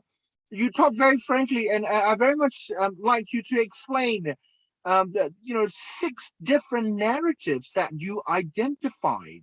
What are those narratives, like, that white and other international, in quotes, experts who even don't speak our language use to justify their presence? Can you explain what those 6 things they tell themselves to make themselves feel good, they take jobs, and then usurp our voices? Yes, thank you. Tantoon could also kind of chime in if he still has time, since this is also our co-author paper, right? So we worked a lot on it, and it was like almost kind of like a more than 2 years kind of work, right? So these 6 tropes we observe from our own experience working with these so-called experts of Burma, right? So kind of to summarize, is the first one is kind of the stumbling upon Burma. So we're looking at it from also during the, like what Tantoon was saying, the liberalization period, which is kind of when the country, quote unquote, is becoming open to the West, right? Like Burma. So that attracted a lot of these experts to come into Burma and do research, because the country has been so close in the region of Southeast Asia. They have their hands in Thailand, in Cambodia, right? In other places, but no Burma. So they have somehow ended up in Thailand in their backpacking trips or whatever, and they then cross their border through Chiang Mai or something, and then they discover somehow. It is as if, like, white colonizer Columbus discovered the American continent, right? They discover Burma, and then they realize that, wow, there is a lot of things for us to do research and apply for grants in the West. Like what Nisanling was earlier saying in Burmese, so there are these pots of gold, right? Like, I mean, metaphorically. So they discovered that, and I see that a lot, because I ask a lot of these experts, how did you become interested in Burma? Because I know why I was interested in Burma, because I live there and I have questions about this, right? But they were startled whenever I asked this question. They were like, oh, I don't know. I was studying Thailand before, and now all of a sudden I found Burma. But Burma has always been there. Our point is, it's always been there before they discover us. And then another thing, when I kind of asked this question, right, the follow-up is then they got defensive, because I'm not even, like, how do you say, trying to judge with this question, but they just get defensive, and then they say, oh, we love Burma, like, we care so much about what's going on in Burma, the oppression of this people, that people, as if they really care. But in my opinion, they don't, because even when you look at it earlier, we discussed that already in Burmese, but the reason why even the US would participate is there is the fear of communism coming from Southeast Asia, post-Cold War. So that's why they are scared, but they sugarcoat it with love. And they say that, oh, we want to rescue people as refugees to US or to other European countries. But we know that also within critical refugee scholars have, argued that, like, this rescue mission, for example, the US did post-Vietnam War, is not because they really care about humanitarian crisis, because there is this very imbalanced power dynamics going on, and these refugees for their life felt indebted to these countries that they have landed and resettled. So somehow it is a very complex narratives that these Western or other powerful compared to Burma, these countries and the people from there kind of use over and over again, right? And I don't want to just speak all the time either. So, but another one, just to briefly, is right. Another trope is also kind of they exploit this free labor that we local people, either our local own researcher or maybe community organizers or just people they will meet on the street, right? They just use it to their own benefit. So sometimes they will compensate with maybe a couple $100, and they will be like, oh yeah, can you tell me all about this? And they go back and again, they write about it. And for our local people, Writing these things down doesn't necessarily connect back to getting money, right? Because so a lot of us are not interested in writing these down, but we very much are engaged in these intellectual thoughts. We just don't write those down. But for white people, it is very much like a business. They write it down and they submit it, and then they get funded. When they get funded, their name is tied to these grants, not to the people that they interview. But then these knowledges and intellectual thoughts are coming from these local people. So I have seen time and again, the people who call themselves experts of Burma or experts of, South Asia, like Burmese, Bhutan, like Tibet, whatever, those region, they call themselves experts, but then they really actually erase the actual people's voices. And I found that as a problem. And as a kind of like related to that, another trope we wrote in the paper is, after that, then nowadays we have a lot of young people, young intellectuals like myself and Tanto Wang, and there are other people who are now studying, either in Burma itself or even in Thailand, or they go to Singapore, they go to universities and they study, or just they work and right there in the borderland, etc. So when we are now producing our own generations of intellectuals, they still keep the cake. Right. So for example, one time I was I asked a white researcher to kind of collaborate with me on, working with the Rohingya women on the domestic laborers. So I was helping her kind of interpret and stuff like that. But when I actually asked to kind of collaborate, it was very defensive, right? Like, oh, this is my fieldwork, as if the fieldwork and research is a property, right? If we have to go back to the Marxist kind of philosophy, we are not properties of anybody. The knowledge that we have, the research that we do is not property by anybody. Even if I could produce a research, it's not my property, right? But they very much have this possessive kind of understanding of research. So that's another trope that I observe. And I want to kind of invite maybe Tanto on to speak on the last trope, because that he has more experience and personal kind of encounters with that. Yeah, thank you, Chumir. I mean, you pretty much said everything eloquently, so I don't think I have much to add. But but just to piggyback on what you have said earlier about how they claim to love Burma, but they actually don't care. I mean, we see that, we witness that after the coup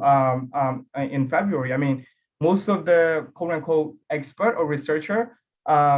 quickly packed their bags and left once they realized that Burma is no longer safe for them, a safe haven that they can do research and write. The party is over. The party is over. Yeah. So it is a very telling. Encounter, like event. Like you see all these. It's not just that they leave. We also notice them changing their removing their last name from their social media profile, in fear that if the military were tracing them for their research, they won't be able to come back to Burma and do their research. People are dying in Burma, people protesting, and now you're only caring about your research or your work. It is a very ugly, process that we have noticed, and that it is very, very telling as well. So we sort of the very reason it took us 2 years is not only because we have to, it is a very traumatizing, at the same time, healing process that we have to go through, because we see all these things that we were,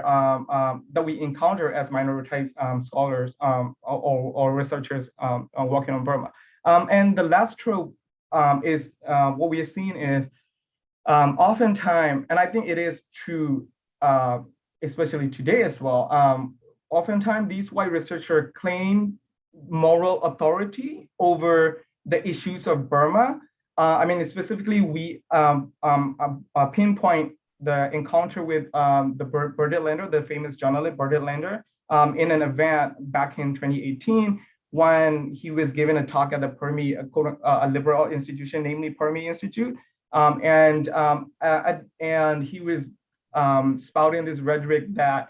the Rohingyas issue or the Muslim issues in Burma is not as important as ethnic minority issues in Burma. And as a Muslim sitting in the room, I felt very, very, uncomfortable, or it's just very yeah, I felt very angry. The fact that a white man is telling Muslims like me in the audience that my racialization, my discrimination, my oppression does not matter. I mean, it is not to say that the oppression of the ethnic minority does not matter. It's not about which oppression. It's not an suffering Olympiad. You know, it's not about which oppression is worse or bad. But it is for a white man to tell that as it's very telling. So, and along with the Burma Buddhist women who was in the Q&A, who was sort of paying lip service to the Barcelona and telling that the entire international community only care about the Rohingya and all these stuff. So I raised a question asking, I not raised a question, I gave him a comment saying that how jarring it is for a Muslim to listen to a white man telling him that his oppression does not matter or not as matter. And he got really defensive and he said, that's just your opinion, I don't agree with it. And the implication is that I don't agree with it because I'm the expert sitting above the throne and you're just a peasant. I don't care about you. You're just a research object. You're a subject that I write about. So your opinion does not matter. So I think this is this is the particular event that we described, but it is not true only to Bertolander. We see that trope pretty much across quote unquote scholar and expert in Burma as well. So that's what we wrote about. Yeah. You know, Bertolt Lindner is somebody who patronized a lot of like young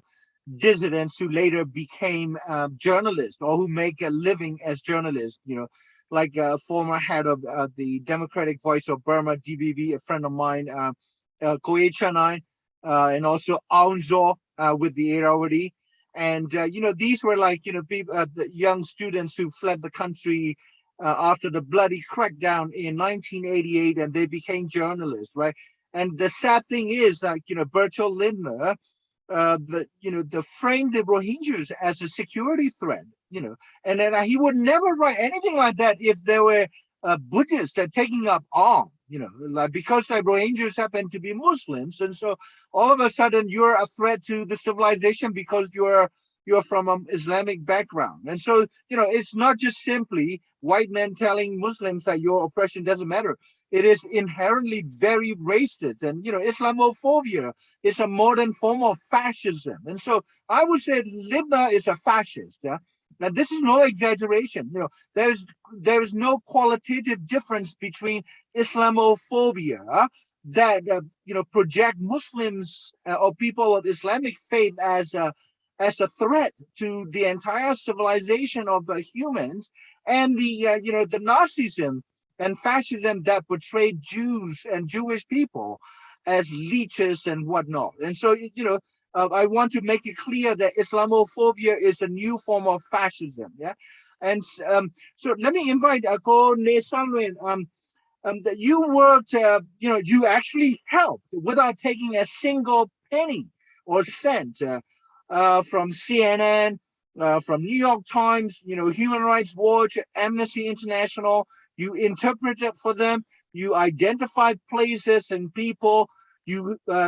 fact checked for them. Did you ever feel that you were treated with respect as a, you know, one of the most expertly Rohingyas, or did you feel used by these white Western human rights NGOs and human rights researchers and media organizations? Well, you know, I don't want to make upset to my friends. Some friends, I mean, not all.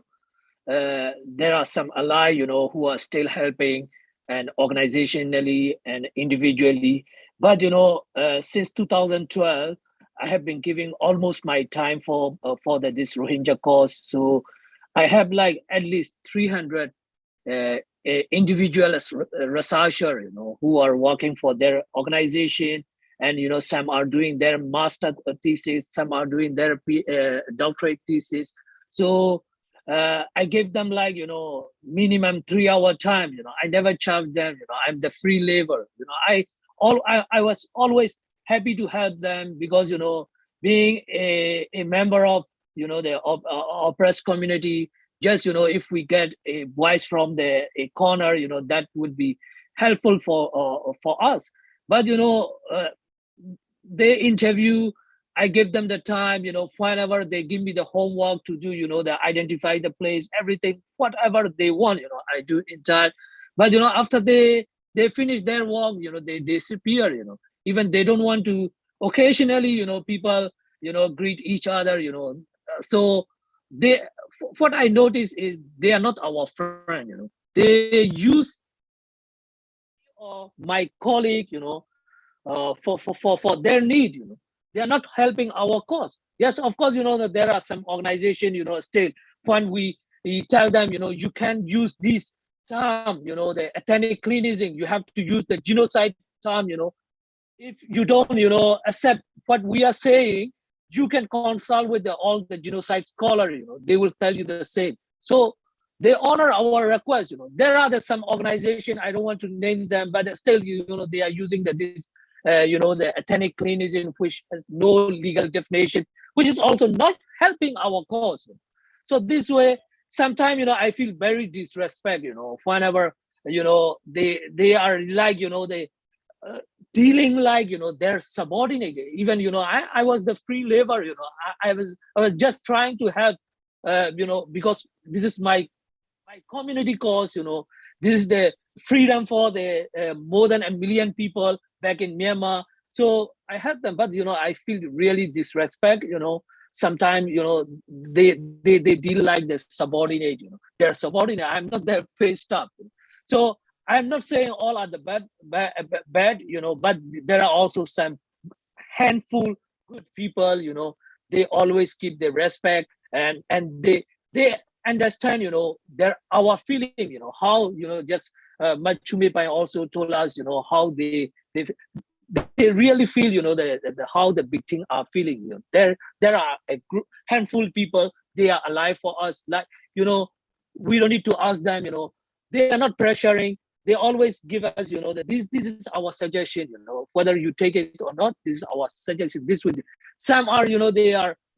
like I met a lawyer in Kuala Lumpur, I think 3 years back. He said, if I were, who to decide, the term, I will choose, the crime against humanity. It's not the genocide. So this way, these people are writing the policy paper, submitting to the government. It is really, the crime is the same, more or less, but the term is very important for us, what actually happened, and for the action also, the term are very important. But so-called this, they call themselves, of course, sometimes when I see I am the Rakhine expert, from the West, right? I really feel funny, because I myself helping my community for more than 20 years now. There are still many things I don't know.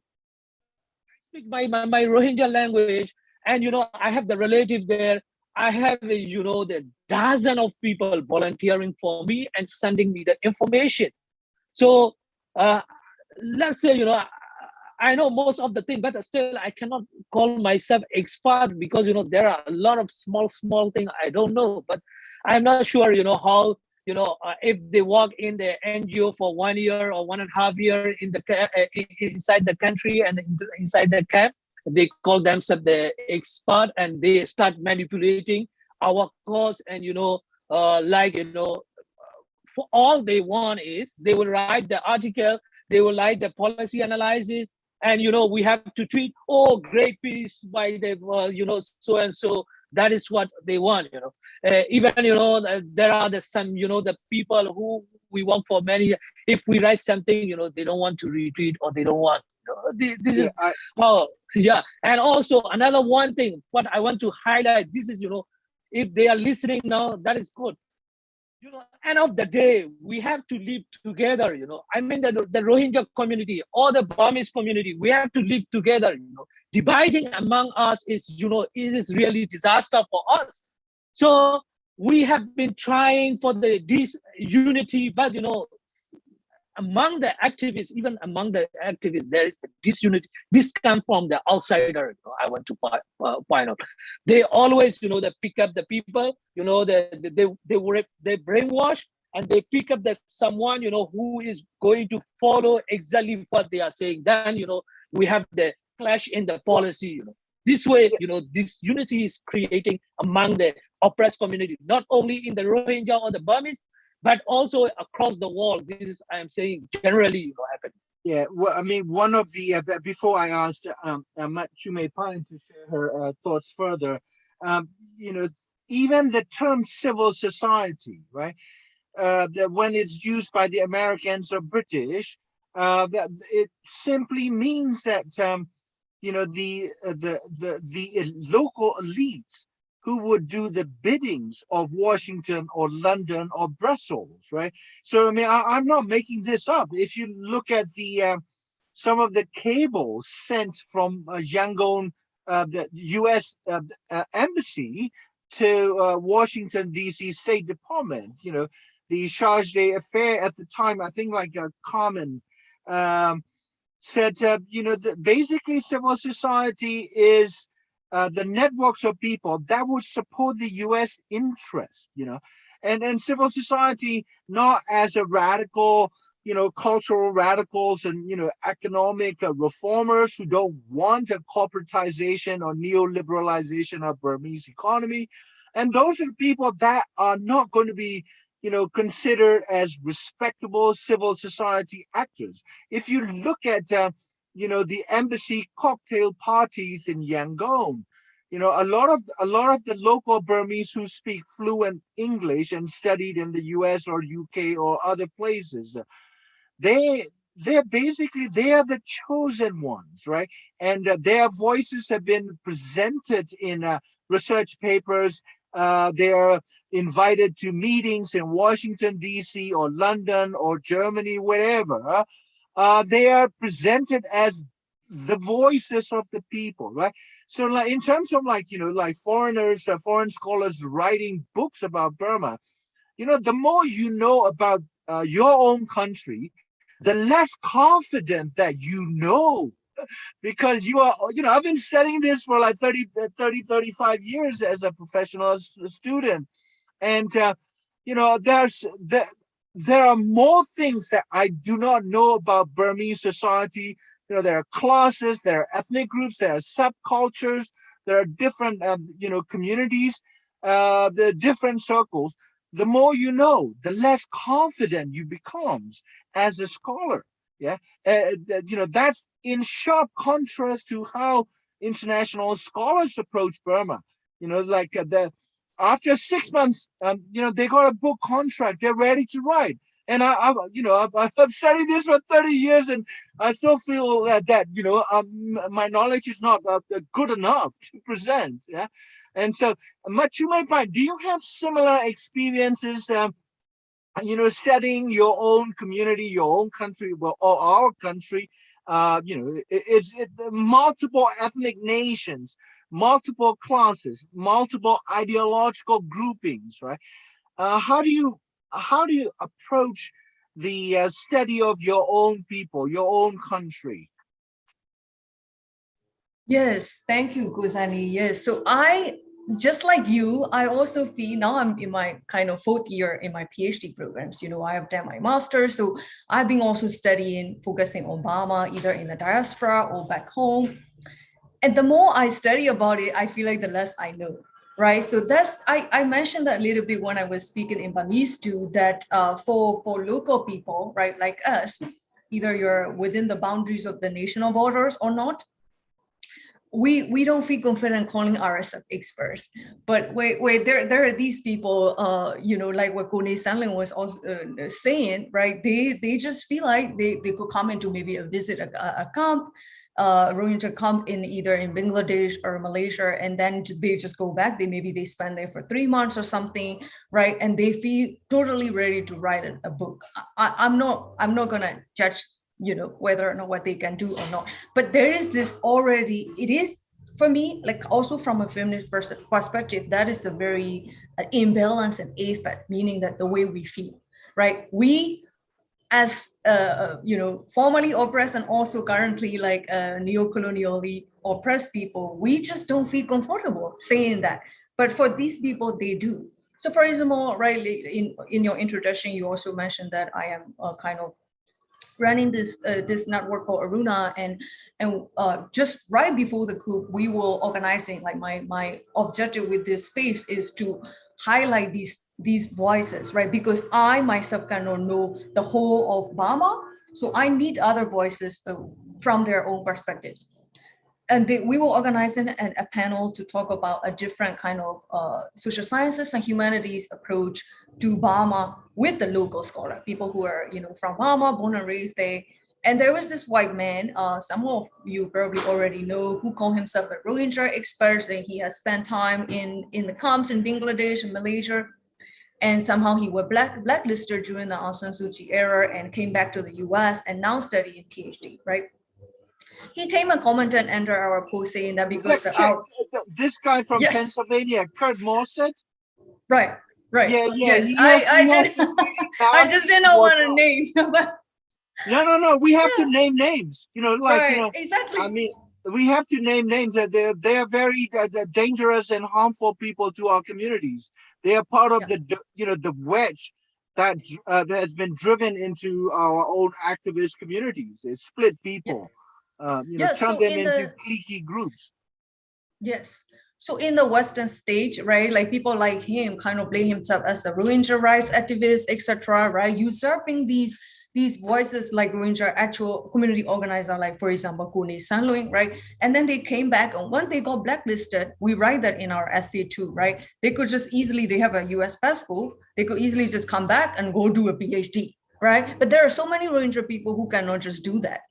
And so anyway, so our roundtable was going to be in Burmese because we wanted to, my way of talking back to the white Burma expert is I am done talking to them. This piece I wrote with Danto Aung. That's it.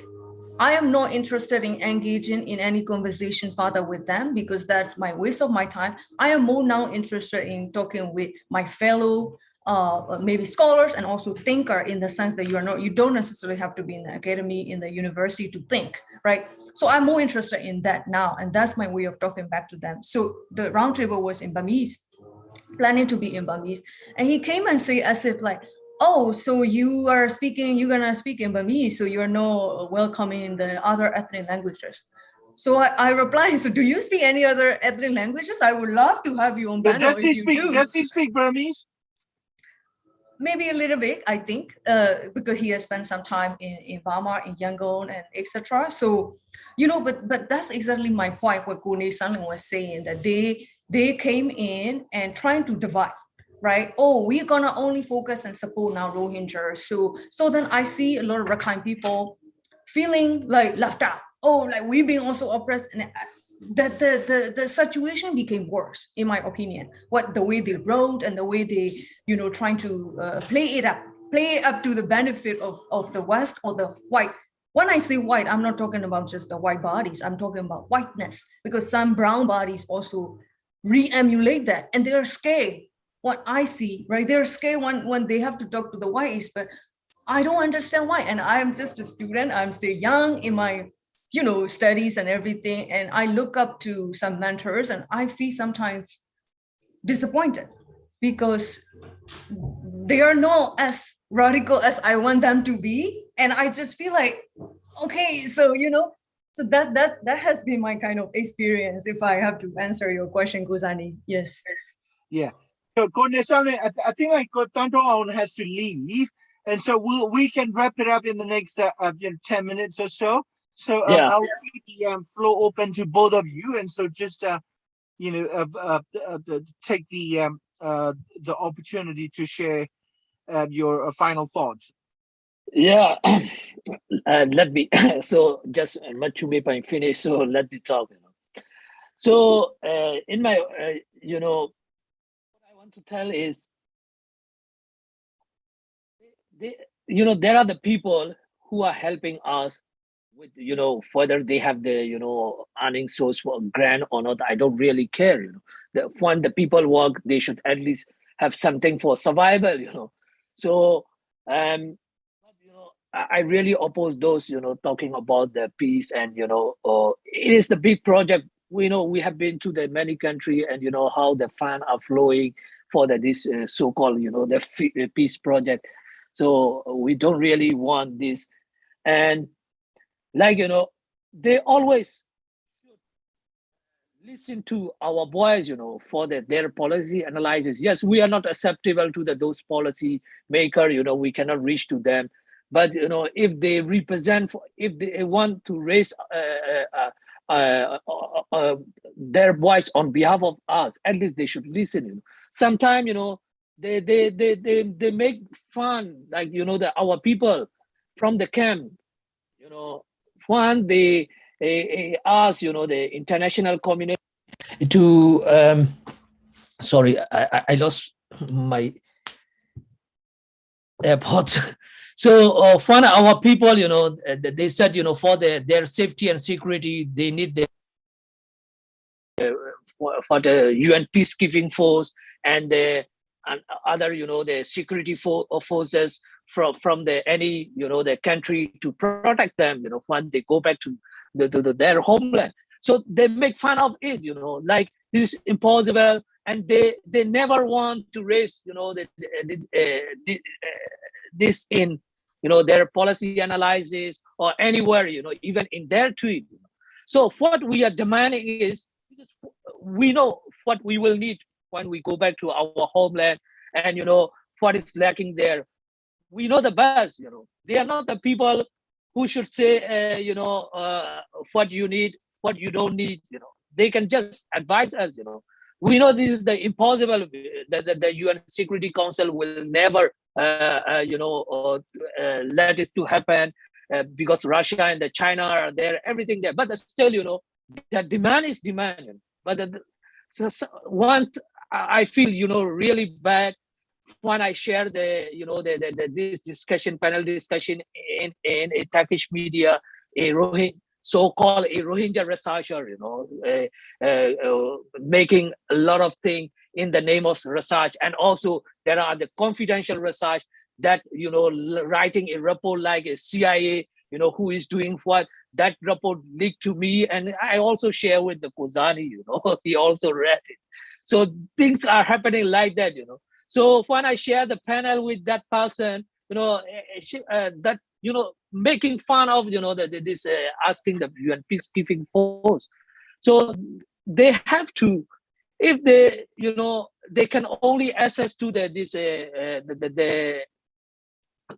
policy making people, they should, raise the same voice, the oppressed community, appealing to the international community. So this way, we can get along together. But I'm not really caring, what they are making, because, everybody in the world, people, most of the people, they are looking for their profit. That from their, one side, if we can use them, they are using us. If we can use them, okay. But still, don't manipulate the cause.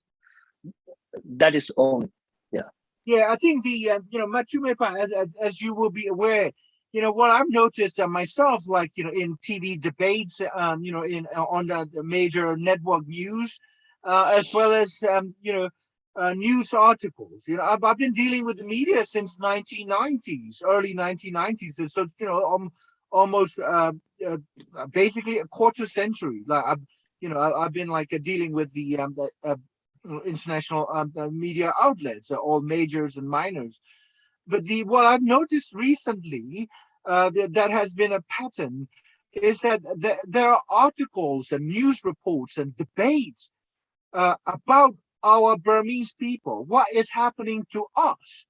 or whether they're Rohingya or Kachin people or Karen refugees. They're usually white faces, right? And then some of them even like in the background, using their book as as a backdrop to promote and advertise their book. There are also academic panels and forums and seminars where Rohingyas are talked about. They're subjects of discussions. They're Rohingyas, they're Burmese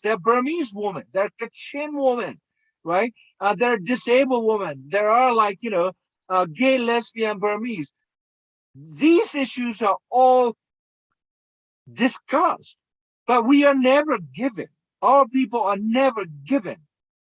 beyond tokenism, proper space to speak for ourselves. So like, you're talking about the weekend seminar organized by Berkeley, UC Berkeley people, right? There are like so many seminars now. That's why I tweeted in Facebook, hey, like revolution is starting and let's have an academic conference. It's like an intellectual masturbation, shamelessly, in full view of the whole world, while people are being killed left and right and tortured to death. So how do you feel about it as a Burmese woman scholar, feminist, a radical intellectual, anti, neo-imperialist, the agendas of the West and other places? I mean, I like the fact that you said we use the word white people, yeah, not as a skin color, as an ideological orientation. And it's like Judith Butler at Berkeley talk about whiteness is not about skin. It's about a privilege, power, institutions and structures, and how they are being used to advance certain interests at the expense of the oppressed, other people. How do you feel about what you see? This like, usurpation of the voices of the oppressed. But that's nothing new, right? But now, like, we are confronting this issue for the first time, openly, brutally, honestly. How do you feel about this? Yes, I think Kozani, I saw your post when you wrote the intellectual masturbation. That is a really great phrase. I love that phrase because yes, the coup when I sorry, when I also heard the news about the coup from Burma, right? As a Burmese woman, also first generation being in the US by myself and my family back home, that is for a lot of us, right? For a lot of locals, that is a really devastating news, right? Like what is the future holds, we don't know at that, like as soon as we heard this news. But what I found was like for a lot of white people, they started texting me, they sent me these Washington Post article, the New York Times, right? And I felt so pressure at the moment that like, oh, if you are intellectual, if you're a true expert of Burma, you must make a comment, or you must predict how this revolution is gonna turn out, fail, or that the Burma state is gonna be a failed democratic state, or look at it, is it gonna be like Philippines? Is it gonna be like what? But for me as a local person, and I believe a lot of my friends too, and my family, when I was talking to them, right, we don't have time actually to think about all of that. We were actually feeling all the emotions, so for them, it became a very clear moment that this is an object of study. Because, like a chemist, right, if you are in a lab, you are trying to figure out, wait and see how this compound is going to make what kind of reaction. You can wait when they are making reaction. You can wait and have a lunch or something. But we are the reaction. We are the compound. We are the molecules. So we don't have time to go out, jump out of the funnel and start having lunch. So I felt really like disappointed. For example, a lot of professors also, told me at the time, as a Burmese person, as a study in Burma, they were like, oh, this is a really interesting time. You should be taking notes. You should be screenshotting everything. And I'm just like, I don't have time to screenshot anything. I just need to feed anything, and I need to figure out what my family needs and what my people needs and how I could help and contribute, whether monetary or, emotional support. But for them, this is a really, it's like a market just has opened up, because they don't want to see Burma being happy and everybody, getting along. They don't want to see that, because the more problem is the more research to write about, and it's the better. And I applaud Kone Sanling's, arguments that, yeah, we should not, like, how do you say, denounce whether or not they get grants. I understand that, right? Me being in the academy, I understand how grants and fellowship are scarce. So, but the problem is there is a systemic problem, right? Just because you are at the hand of the systemic problem of this very discriminatory academia, doesn't mean you should perpetuate that with the people that you are studying about or for. That's my opinion, because I am also at the hand of, I have to rely on the university fellowship for my day-to-day expenses and everything. But I don't think if you want to do that, for me, is the knowledge production is not a capitalistic mean. If we just want to do that, you might as well work on Wall Street and trying to make thousands of dollars, but don't come and do that for our country in the name of knowledge production. So that's what I feel. Yes. Yeah, I think I used to like describe our country as a brothel of resources, right? Like companies and corporations come in and rape the natural environment, extract rare earth, jade, gold, diamond, what have you, teak, right? Now I'm starting to think that for foreign experts who are not organically, or who have not offered their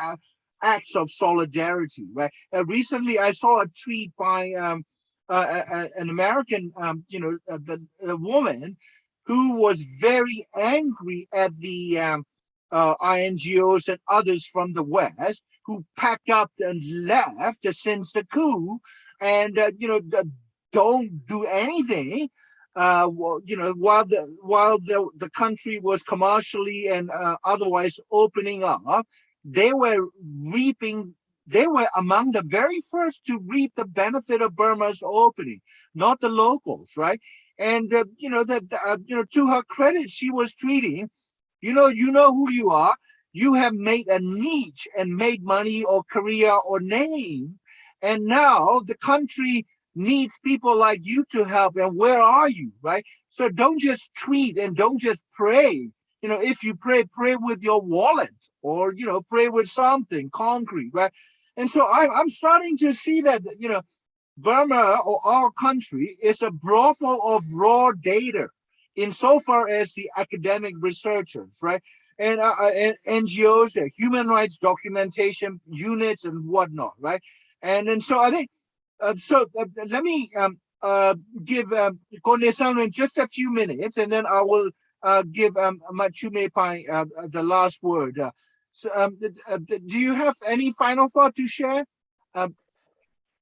Well, I have taught a lot in Burmese as well. So what I want to give them the message, what we want is, we want to end this suffering.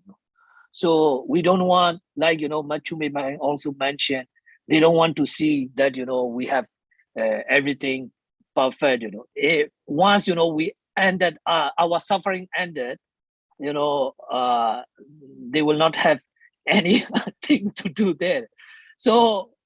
after even, ending the suffering, there is a lot of project for the infrastructure and the development and many other things. They can switch their career there, So especially those people advising for the policy, the foreign policy for the people, they have to be very careful. Their advice, their analysis should not harm the oppressed community. So we all want, the suffering, and that we can sleep very well, every night, we are the passionate activists, we cannot sleep here. Of course, we have the comfortable life here compared to our fellow brother and sister back inside the country and inside the camp, we have the comfortable life here, but we don't have the vacation, we don't have anything. We are working all day and night, even midnight, 2 o'clock when the people call, we have to pick up their call and write the note, what they are saying, tweet or Facebook, or send the message to other organizations. This we need to do, but we are completely different from those careerist people. But we are not harming our community by demanding so many things. We know that even if we demand, we will get something. Only we are not going to get everything. But they are cutting our demand, and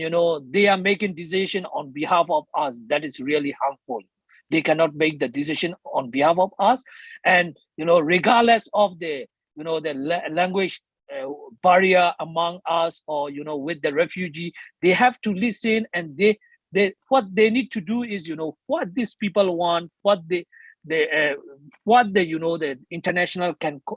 community can provide them for the safety and security or humanitarian or whatever, like, like, for example, let me tell you something, for the education now, very hot topic in refugee camp in Bangladesh. What I heard from the Bangladesh Foreign Ministry, I have a lot of contact with the diplomat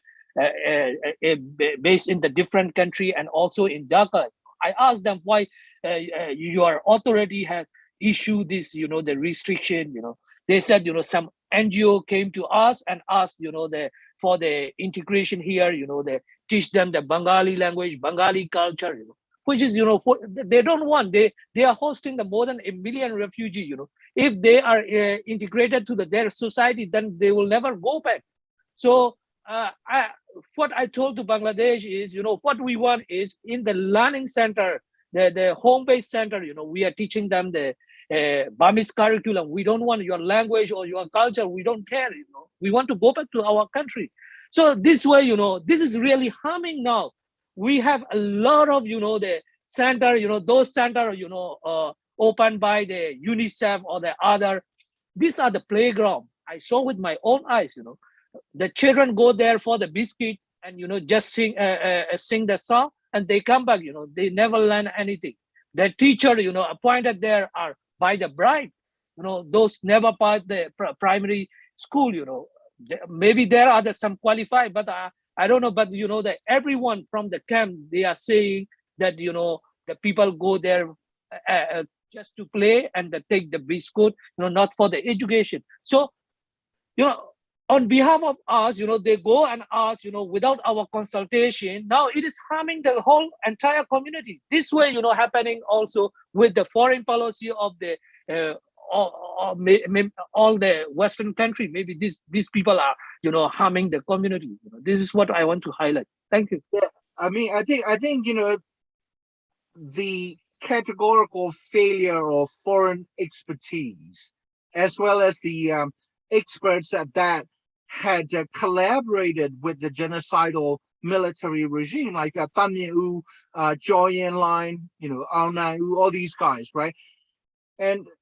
their failure. I mean, look, these are the people that said that the military have led the reforms. The country is opening up, and it's a pacted or gradual elite transition, and it's happening. Burma is moving forward, and Burma is an exemplary model for North Korea and Iran to emulate. Like that, Obama himself said it. But like the politicians, that they say things that they are advised to say by these experts and foreign policy analysts, right? And so the Nueu revolution today, it's like a zero-sum revolution. If you're Burmese, you will never, ever accept the military as a national protected institution. Never. That's finished, right? And so, the Nueu revolution today is the exhibit A of failure of global expertise on Burma. And these people should be held responsible for having misled the media, having misled international politicians and governments. And now they are repackaging, repurposing themselves as, mediation specialists and advocates for peaceful return to the democratic path and stuff. So, Chumepine, you have the last word. Thank you, Kozani, and also Goni Sanloyan for saying these things. I have a lot of thoughts to say, but just a few to kind of end this dialogue with is, the first and foremost, again, like I mentioned, right? We as these local scholars and intellectuals and thinker have to move beyond, how do I say, eating the scripts of these white experts' plate. Right, so we need to reclaim our own power, right? We need to reclaim our own agency and power. So that's the first point I want to make for younger also generation who may be listening and trying to think about what we could do. And then the second point is also for Nisanglin's point about the, the Rohingya and the way in which the Bangladesh government is trying to kind of integrate or assimilate, right? From the decolonial perspective, right? I also in the decolonial feminist in progress, I would say that's the approach I would like to see. And also for the Burmese Buddhist people and white experts who are listening, right? The ways in which the decolonization work is we have to first do the reparation, right? We cannot just fix and put the bandages on the wounds and,